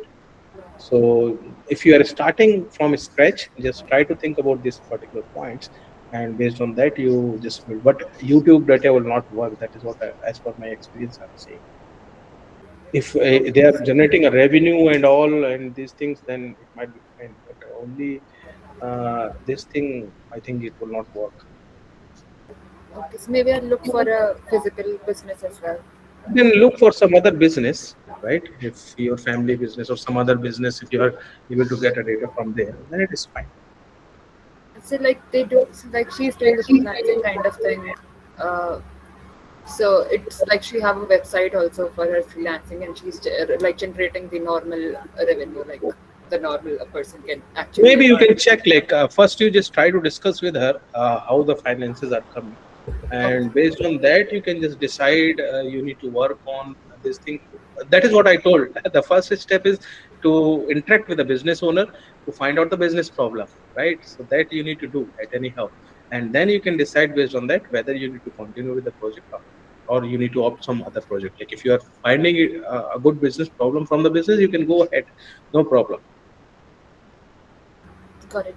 Thank you, sir. Fine. Okay, great. Yeah, so Sri Devi. Hi, sir. I just have three doubts. One Yeah. is to just confirm the types of the business problem you spoke about. Uh, Mhm. there are four types: existing, operational, market expansion, and research, right? And Correct. we need to focus more on the existing business problems and optionally the operational part where it's technical. We can take up Correct. business problems in those as well. Yeah, yeah. Okay, that was my first doubt. Second is, sir, could you explain this, the project fees that could be extended in two terms? In what? Yeah, so I'm not able to justify a lot or will give you detailed guidance, because this is handled by a different team.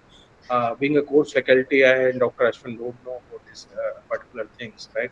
If you have any technical doubts, we are happy to address it, but it is something like operational and fees related doubts. You need to just get in touch with a BS operation team. They'll help you out on getting a details on this. But yeah, the fees is applicable for two terms. Like, if you are registered for this term, you don't have to pay the fees on the next term, but you need to register for the project, right? So every term you need to register, but if you are in a first term, then you have flexibility. Your fees will be reimbursed, and you need not to pay a fees again. Yeah, so that is decided if I only if I get the final term as I, right? Incomplete.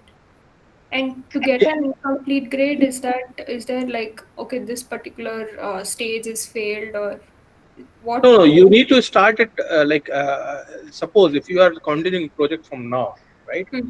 If you are able to, what I will suggest to the students, right? If you have registered in this particular term, right? Hmm. So try to get a benefit from this term. At least you can just find out the business. Try to submit your proposal document so that your business problems are confirmed. Okay, yeah, the business problem, whatever you have decided, these are confirmed. Now your first step is done. Now Okay. you need to go for the analysis only, right? Hmm. So try to complete at least your proposal and a midterm in the first term, and then you can just go ahead in the second term to do the analysis and complete a viva, right?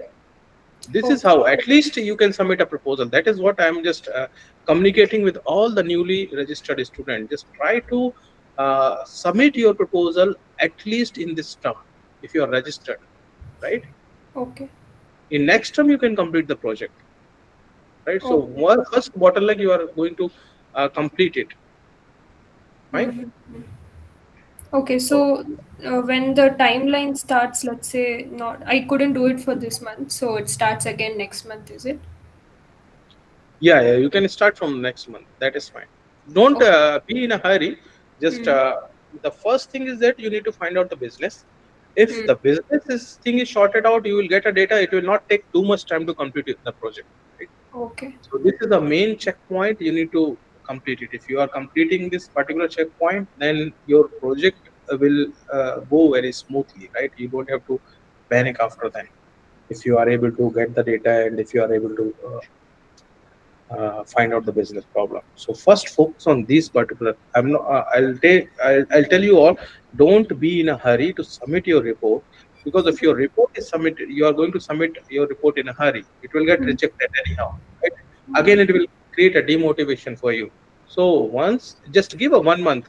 Don't worry about it. Time is not flying. Just give a 1 month to identify a business, try to find out the business problem, try to see like how the things are going, try to plan your project. Give 1 month totally, right? In the next month you can submit, or if it is not possible, next month also you can take time, because once these things are sorted out, it will not take time for you to complete the project. Okay. So if I submit the first proposal next month, then I can take time to complete the others also, the other reports, like No, I flexibly. didn't get. No, I was curious on the timelines mostly. It was like I didn't understand how long do we get to like get the data and then finish it in the second report, then go for third. So how Mhm. does the timeline? How is the timeline structured for this? Because I saw it's already started, and you said it No, was no, for. so that is what I told you. Do you don't need not to worry about it, na? Okay. So you don't have to worry about the timeline. Okay, Mm. timeline are planned in the regular way, right? So you don't have to worry about the timeline, right? Okay. Okay, I'm sharing you. I think some of you are still left to fill the feedback. Just try to fill the feedback form, right? And mention like what are the different topics you want in this project, because in course we have a fixed topics, right? But in Mhm. project, we don't have a fixed topics, right? So if you need any of the topics in this project, just try to mention in the feedback form so that we'll understand, okay, this is what exactly the requirement from the students. So if we are getting a huge response on for particular topic, we'll just try to cover that particular topic, right? Okay. Thank you, sir. That was my doubts. No problem, no problem. Yeah, Pooja? Yes, very good evening. My question is that can we use multiple tools such as Excel, Power BI, or Google You Flash can use, using there is no issue. That is what simultaneously? I can use those, huh? you can use. So it depends upon you, right? What, how you are going to do the analysis. We are not having any hold on just restricting you on your problem solving approach. You can use any of the tools. It depends upon you. Okay, so then I need to submit all the files also, right? Yes, yes, yes. Oh, files. Thank you. Yeah. Lakshdeep, Yes, sir. Namaste. namaste, बताइए. Yes, sir. I have to ask that can I get the plagiarism percentage beforehand? What percentage? Plagiarism percentage that. No, that is already there. You can check in the portal. No. That if I before submission, can I get that? No, That no, for. no. That is, you are not able to get a percentage. So that is Oh, something okay. like when you are submitting, we are reviewing your report, and based on the review, we are just seeing from the software. So that software is not available for you. So it's basically for our internal team. We have access to the software. Okay. And one more thing that I have many doubts I am having. One is that if I passed the No, particular you have many uh, doubts. I know, but whatever I have covered, don't include it in a doubt. uh, Just remove it from your checklist. yeah. Yes, the thing is that if I passed You are ready to the address particular others' doubt as uh, well. yeah particular submission, then will I get the suggestion also? Sorry. No, if I pass the thing, pass the submission, will I get the Yeah. suggestions also? Yeah. So once your report, like when you are submitting your report, whether is it is accepted or rejected, you are getting a feedback, right? So if it Okay. is approved, you just try to take the suggestions and improve your next report, or just try to modify your report. Sometimes what happened during the Viva, right? Hmm. During the Viva, the examiners will ask you, these are the suggestions you received, whether you modified your report or not. They will check, right? So you need to modify your report as per the suggestions, whether it is approved or rejected. So if it is approved, you don't have to uh, improve it immediately. You can take your time. Whenever you are getting a time, just improve it. But if it is something technical issues are there, you need to modify the technical issues at all, right? Because if there are technical issues in your midterm report, then it will reflect in your final, and final will get rejected. So that you need to address immediately. Okay. And further, what is that rubrics docs which you are referring? Rubric stocks I have already shown you, na? It's Basically, the already. portal on the portal, whatever is book is available, that only. No, there is that is a reference book. We have a rubrics document for a primary and secondary. You can just review the portal, you'll get it there. Okay, on the portal. Okay. And further, one more thing, that sample doc which you have to shown the format in which it is there. In that document, it is in a PDF format. Then how will I edit it and then submit? No, I didn't get what you are looking for. The PDF, the sample format of the proposal and all is provided. It is in the PDF format, right? So how will I edit it and submit it? No, I think it is there in the doc file as well. If it is not there in the doc, we'll share the doc file. No problem. Okay. Okay, then no issues will be there. And one more thing, that in the Viva, can I use the PPT generated by the notebook LM, or have to generate by self? No, you can PPT. It's already there in the document. You can take any software help, like you can make a PPT in Canva or MS PowerPoint.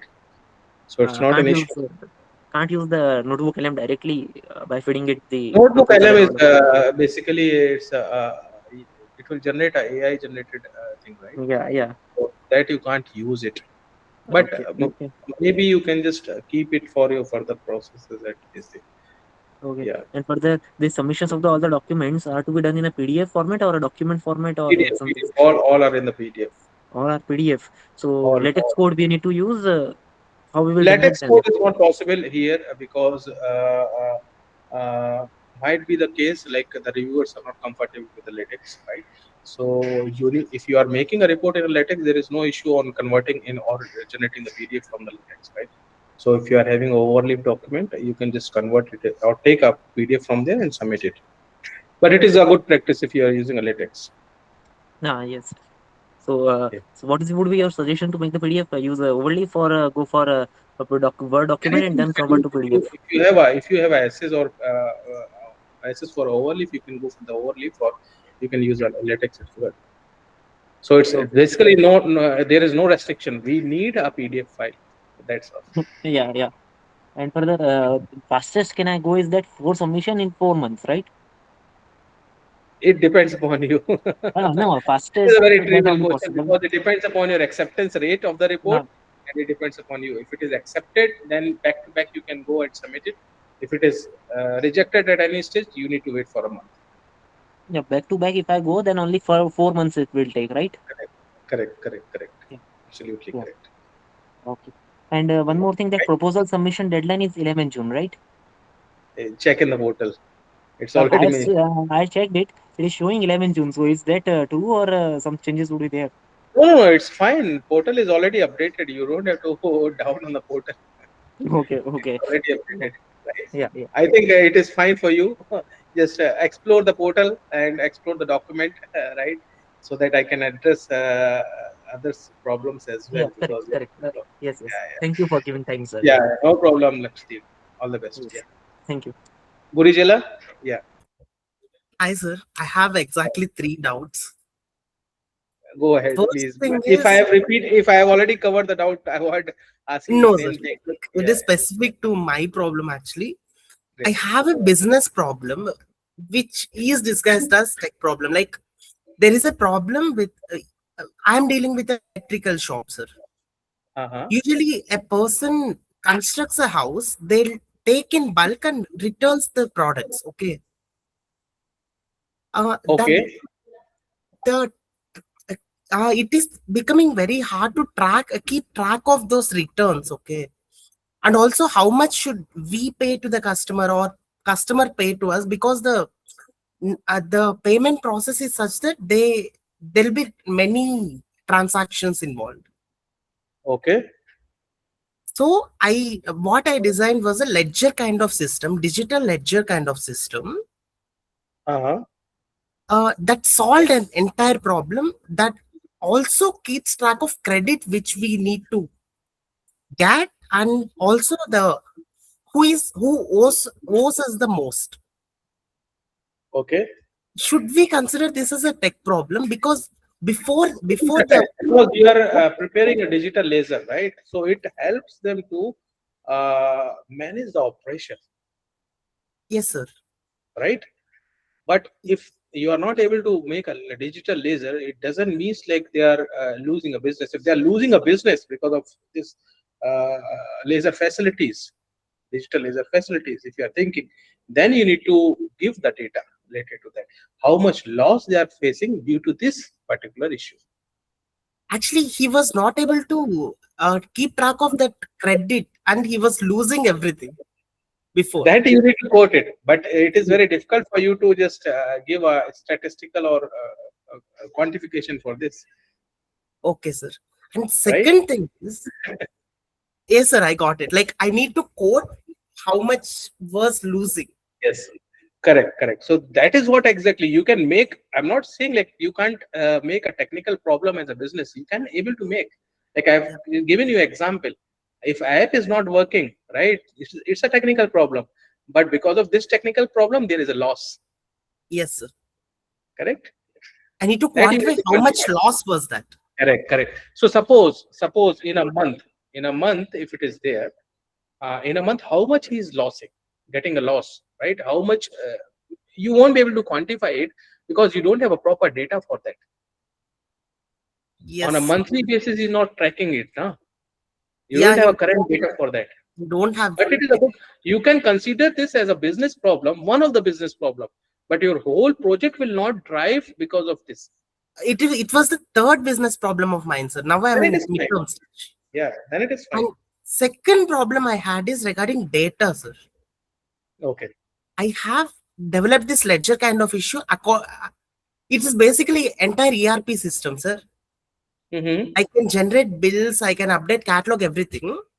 Okay. So from past 3 months, I have entire data for almost every transaction that is happening in shop. Before that data is passed, because some many times they use rough bills and they don't use they don't keep track of the everything. You're getting that right, sir? I mean, the transactions, sometimes there is like entire month Maybe, with no. what I will suggest, Gurujala, so maybe you can just try to explore this week, and we can have a discussion on the next week about this, because I think it will take some time for you, and it is a very good business problem, I'm telling. And you have an idea. That is, I'm pretty happy. At least you are doing some work before starting a project. So you are engaged with some I'm in a business. midterm, sir. I have submitted my proposal in the last term itself. Okay, great. Yeah. And third thing is, as I have the data in the app, which is actually relational database, like I mean, I can't provide the link because you need credentials for that. Or should I give the credentials along with the app link, or should I take this into Excel, which would be almost impossible task, right, sir? No, so maybe what you can do, you can record that thing, whatever you have, because the credential is not, it will be an issue because people are not able to operate it, right? They don't know how to operate the thing. So better you can do one thing. You can record a video and just provide a link of the video, Okay, how the sir. things are working. Sure. As of now, I'm thinking this is the best option, because giving ISS and these things will create a lot of issues, right? So you can just share a data, Yes, whatever sir. data you want to share, and just record this thing, how the app, from the app these things are, you are looping the things. Sure, sir. I get. Got it? Yeah, yeah, yeah. Yes, sir. Thank you so much, sir. No It problem, was no problem. insightful session. Great. Thanks. We'll just connect. When I will teach you economics from the next this thing, so you will get a more understanding about, because what exactly we are doing. We are doing a trade-off here in basically business, right? So when you are going to understand the different concepts of opportunity cost, right, and what do you mean by the different cost associated with the production, then you realize sometimes there is the two terms actually. So one is the accounting profit and economic profit, right?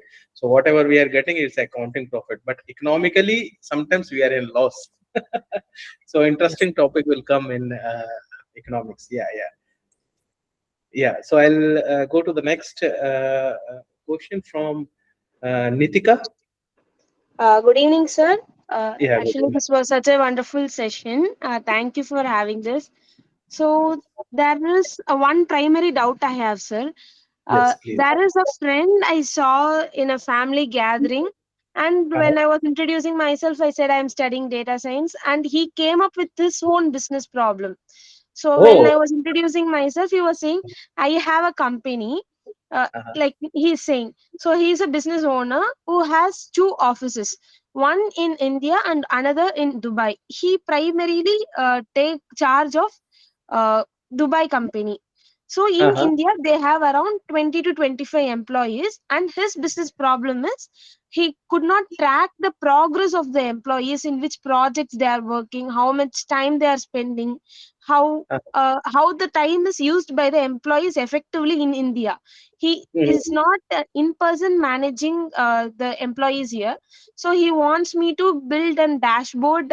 He would give me the timesheet. He performance wants me tracking. to give the They want to track a performance of employee, uh, right? employee report, which would help them in This is tracking the. not solely a business problem. You can make a dashboard for them separately, right? You can Yes, just sir. consider this as a business problem. But on the return, you can ask something else. Like maybe you can have a discussion on a business point of view. What exactly, how much revenue you are generating, whether you are expecting a growth, right? How your inventory things are working. I'm not sure what exactly the business is all about, but maybe you can have. The best thing is that you can just do a pre-study of a business. That is what I suggest to every student. When you are going to the business owner, right, you should have understanding of the business. If you don't have Yes, sir. understanding of business, how you will ask a question, right? Yes, sir. And after a certain period of time, what happens, they lose interest, because they will not always say these things, multiple things. If something is coming from your side as well, they will be happy to have a discussion. Yes, The happy sir. discussion is what? When everybody will contribute, right? In a discussion. Yes, sir. Suppose if I'm taking a session, if I will only speak, so after some time, some people will get bored and they will leave the session. That is Yes, why sir. I'm making a session to be interactive. I'm asking a question again and again. I'm just asking whether it is clear or not, right? So that engagement will be there. You will get motivated or you will get interested in the session, right? Yes, sir. So this one, he wants me to create analytics report. Can I take that as a only sole problem for my project, No, sir, or should I analytics have two or report more? can be, it can't be, your whole project will not be derived because of uh, this dashboard problem. You need to find out some more business. This can be considered as a part of your project as one business problem, right? But the other business problem you need to explore, which are affecting the business correctly. So just go through the session afterwards. You will able to understand what I mean to say, which are current business problem affecting a business finances currently. Okay, sir. Got Yes, it? sir. Actually, he owns a engineering company, so they work on multiple projects simultaneously. So Okay. every employee contributes to multiple projects in whatever knowledge they are specialized in. So he Uh-huh. wants to track down everything, and this is the only problem he This is a wants good me to thing. Yeah, solve. you can track the performance of a project, right? So from the Yes, sir. performance of a project, you will able to understand which team performance is more, right? Or which project type is getting a more revenue, is generating a more revenue. If the Yes, other sir. is generating a less revenue, that might be it's a problem for him. Either after a certain period of time, he need to close that particular domain, or he will get in a loss. Yes, sir. Got it? So you Yes, just try sir. to explore the different type of projects he is doing. What is the timeline? What is the customer retention rate? Right? If Yes, the sir. customer is coming one time to avail his facilities, whether the same customer is coming for the second time or not. If he's Yes, not coming sir. for a second time, then it is a loss. He's going to someone else. Then he need to just discuss with the customer why he is not coming to us, why he's giving order to somebody else, and he need to communicate what exactly the problem he's facing on. Because if he will not get a feedbacks, right? Like I'm submitting you the feedback form to Yes, sir. just fill the feedbacks. So if I'm not getting a feedback, then it might be the case the issues happenings to my company will not be addressed. I'm thinking like I have delivered 100%, but it is not the case, right? Yes, The sir. customer is not satisfied. So in that case, you need to just contact with the previous customers who are not availing the facility now after a certain period of time, and then you need to understand what the problem they are facing on, what the Yes, sir. issues they are facing on. Might be the issue of quality, what they were expecting, they didn't get it. Yes, sir. Got Okay. it. Yes, sir. Yeah. Thank you Yeah. very much, sir. No problem. Yeah, Kumar Gaurav. Yes, sir. Sir, you have told that a student has done a project on Sabji Mandi, and he has taken report manually in a paper format and converted into digital format. Then, sir, we have also have to upload the data. Uh, then we have to upload the raw data or the filtered data, which No, you need to make a two folders. In one folder, you need to upload your raw data. You take the images and upload it, and the other folder you need to upload your clean data or your final data for the analysis. So they make a separate folders. It will be easy for you also to analyze, right? okay, sir. And sir, in the submission timeline, the final submission date is above the proposal submission. No, but please don't discuss these things. These are already covered in the session. I have already discussed this one time. So these are the operational things we have to consider. A lot of things into consider, and based on that, the timelines are decided, right? So timelines are already reflected in the portal. Please review it, right? Sir, where will the video of this session will be uploaded? This will take 2 days, 2 to 3 days. I'll just upload it because the processing will take time, and processing we will upload. I'll just send you an email once it is uploaded so that you can just review the video. Okay, sir. Oh, so yeah, Vedant. Hello, sir. Can we use S&P dataset for our project in the primary track, S&P global data? No, no. From which company you are taking? Let's say from India, from let's No, say this from is the considered as the secondary. It is not a primary. I have already explained what is primary and secondary. and one more thing, let's say I actually joined the BDM project in January, but I'm thinking to submit the proposal in July. So will I be able to continue this same project, the same timeline in the third term also, or it will be restarted? No, no. You don't have to restart. Once you started the project, you need to continue, right? Okay. Okay. Chalo. Yeah. Saubhagya.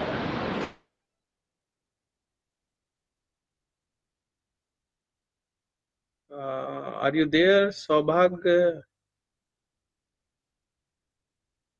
Arpit Agrawal. Yes, sir. I want to ask. You mentioned earlier कि you can ask four problems. Does all the four problems must be related to one business, or we can have four problems from four different businesses? How it will be for different businesses? You need to take a one business and have to do a project for a one business only, right? It should not be a for multiple business, right? And So and after that we can drop one or two problems if we don't find data for them or any problem comes with them. And yes, but we have to clarify why we have dropped them. yes, correct. You are correct. But Arpit, just keep in mind, don't take four business and four different business problem, right? Just take one Okay, sir. business and take a multiple business problem. Okay, sir. Okay. And my second doubt is that I live in a village, so that I can find a business online and get into contact with them If as you a are living primary in a village, source. just take a business from the village itself, na? Why you are taking online business? Just take. Sir, sir, for example, I also run a shoe shop, so we don't track all the datas It's in a good villages. for No, you. Arpit. This project is a jackpot for you. Then, if you already have a business shop, right? So don't worry about the data, right? What students are doing, if they don't have a data, they can generate a data for 6 months. Like they can start recording a data for next 6 months, and then they start a project. So you don't have to so worry because so sir, but we have the little data, so that what my father does is he mention he like he sold a slipper of 100 rupees. He mentioned that, and in front of it he also mentioned how much he earns profit for each and every item he sold that every is day. fine. You have a purchase data, right? Yes, sir. So from purchase data, you are able to identify what are the fast moving material. You are able to Okay, sir. predict the sales, and from the sales, you are able to predict the profit, because you already know per like if you have 10 numbers of items, what is the profit margin for one item, that you already know. Yes, sir. Got it? Okay, This sir. is a Thank you, good, sir. this is a good point, Arpit. You can just start with your own business, because if you are now, people are giving a money to the companies to analyze their data, right? But you are having Sir. opportunity to analyze your own business data. Okay, sir. Sir, Thank you, sir. Yeah, yeah. one more that I have. Can we? How much percentage of AI can we use in a project report? So project report, you won't be able to use the AI for generating the plot or for analysis. But if you want to just take a help from AI to just preface the document, but it should not be totally preface, or the document should be written with the AI. So nearly 20% you can see is covered, whether it is AI tool or something. Achha, And if you let's are say for doing plot executive summary or some 250 words. Let's say you said the 250 words you have to write for the executive summary. So for that generating the test, can we use AI? Can we use help? Can we take the help of AI, or you have to write no, manually you 250 don't have words? to We have to write generate. manually. You can rephrase only. You can just correct your grammar. Okay. Okay. And for the BDM project, let's say you said to take three projects together, right? Three projects we have to take in the in the proposal stage. We have to take three projects. So we need to continue that three I project, didn't mention the three projects. Please don't three problem confuse statement. this. Sorry, three problem statement. Yeah. So you said na take at least take 3 to 4 problem statement in case. So in the midterm only we have to choose one problem statement, right? No, no, no. What I told, don't go with a monopoly, right? If you have multiple problem statement, if one problem statement is not working, at least you can have a backup to complete your project, right? If you are quoting only one problem statement, then if it is not working, then you don't have any option. You need to repeat a project again. So it's better to have multiple problem statements so that you can have bandwidth to complete a project. So in the proposal we need to mention 2 to 3 problem statement or only one problem statement, like during the submission of the When you are proposal. quoting a proposal, you need to quote 2 to 3 problem statement. You don't have to quote a one problem. And Because during the midterm also I need to work on 2 to 3 problem statement, or only one problem statement would work. you can review the video, right? And you can review the document first, and then I'll answer your question. Okay. Yeah. So Bhag, I think I have already addressed your question. Yeah, Aditya Sharma. Hello. Yeah, Aditya. Yes, sir. Sir, I want to ask that I also have my father's business, and Uh-huh. we are a local cable operator. We have a Okay. cable Good. business. So I want to ask that which document the higher authority want from us, like you. I'm not able to. Which document wants a Like higher? we don't have GST, we don't have letterhead. No, So if what? you it is your own business, you can have all the documents for registration and all. You can just provide the document which are you think are strong for maintaining the credibility of your data, right? I Okay. have a master portal by which I'm recharging the boxes. Yes, cable yes. Maybe boxes. you can review. You can review the reports first. You can just get a reference from the reports, because you need to understand what are the how the data should be analyzed, how the business problem should be formulated. Right. I'll cover these things in a next session, or might be right, where I'll But explain how you are going to formulate a business problem and what are no, I the have business problem, sir. But I'm confusing a document part. We don't yes. have any document to give you. No, you are We having a have portal. You are GST. saying, na? You are having a Yeah, we place. have. Yeah. Can I screenshot? Give you screenshot of that? No, This from type of portal, thing. if it is possible for you to generate a data, then you can take a data from a portal, because otherwise it is Yeah. very difficult for you to take a screenshot. Suppose it's a data of nearly No, 100,000. I can extract that part. Then it is fine. Then it is fine. What is the issue? You can extract a data from your Any portal. other document? You don't want any other document? No? No, I will not able to tell Aditya how I will tell you any document I want.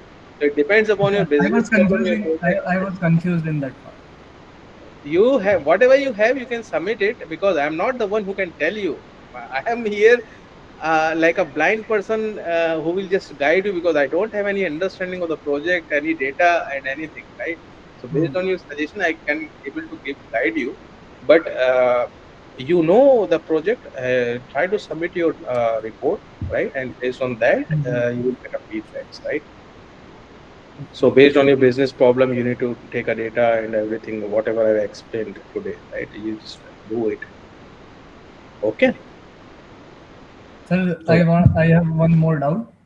Like I know what is the business problem is, what my business problem is, but the people don't want to uh, buy our service. So how can I People don't handle want. this?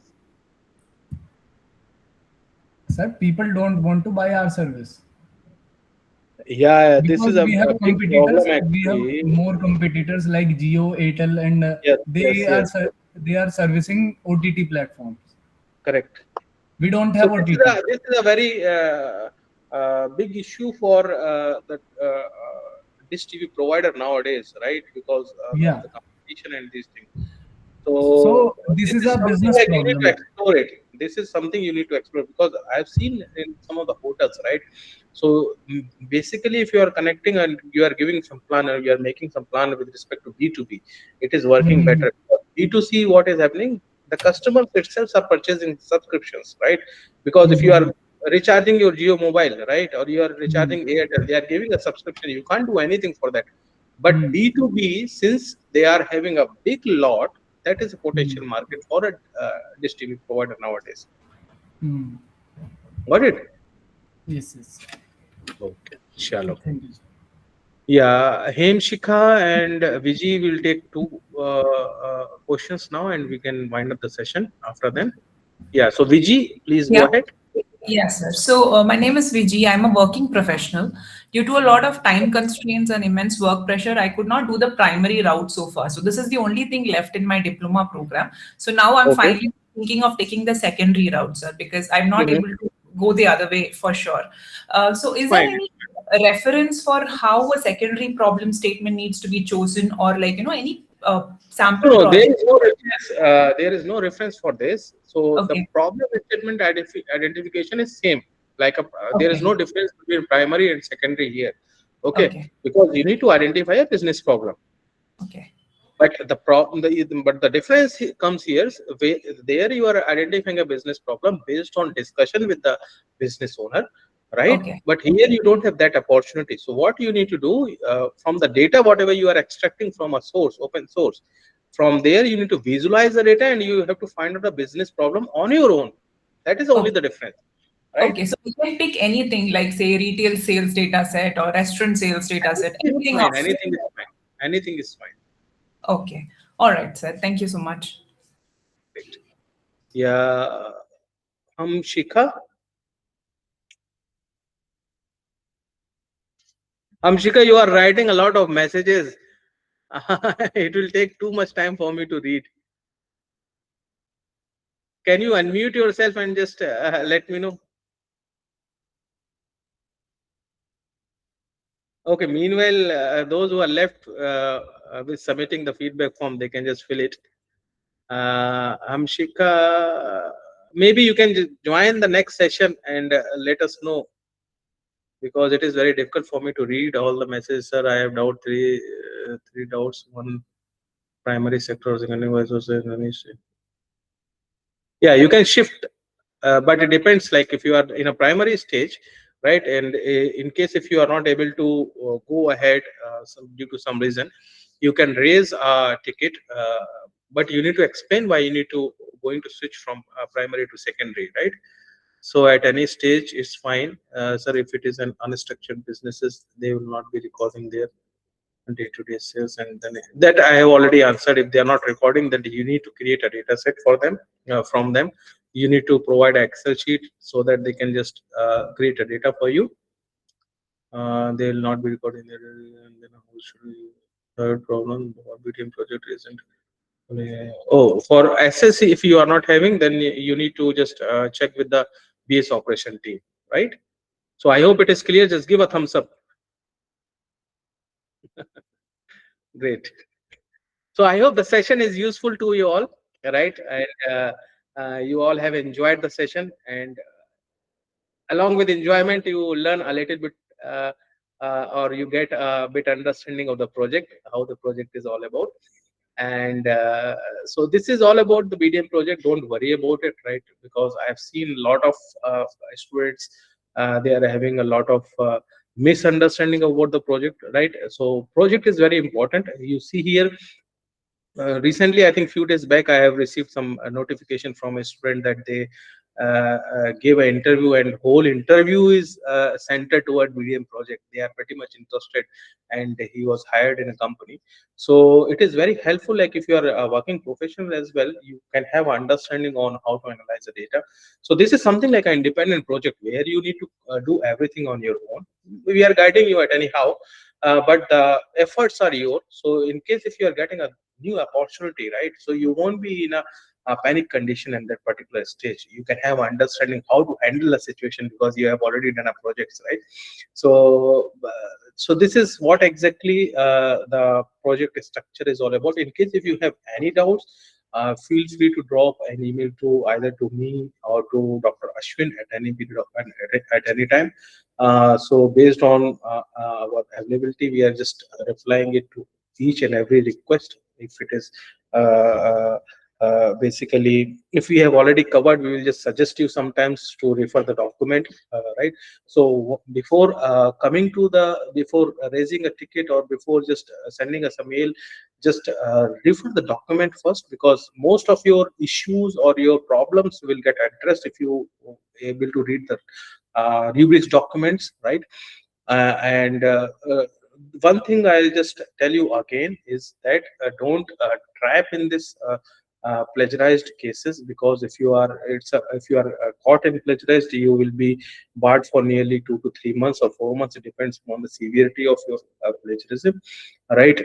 So don't be trapped, and at any stage of the project, right, you will be caught for plagiarism. You don't think like you have submitted a midterm and you have submitted a final, you will not be, you will not, your project will not get plagiarized. We have got a lot of projects in previous 2 months during Viva, right?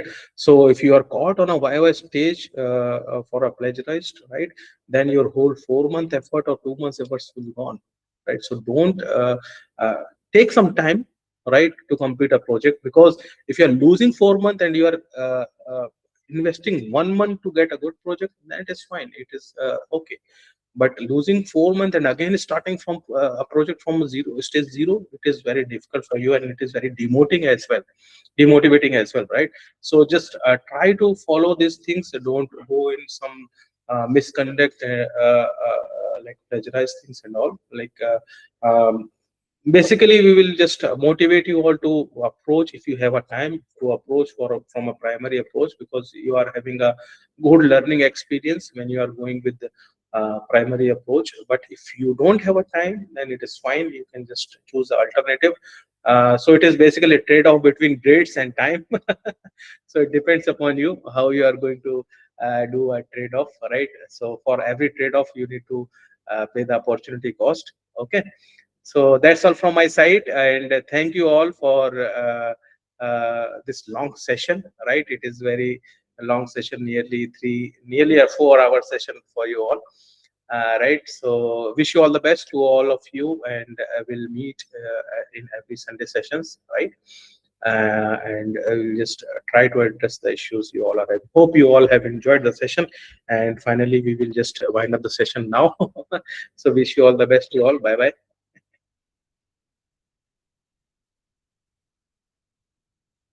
Okay, I'm going to close the session now.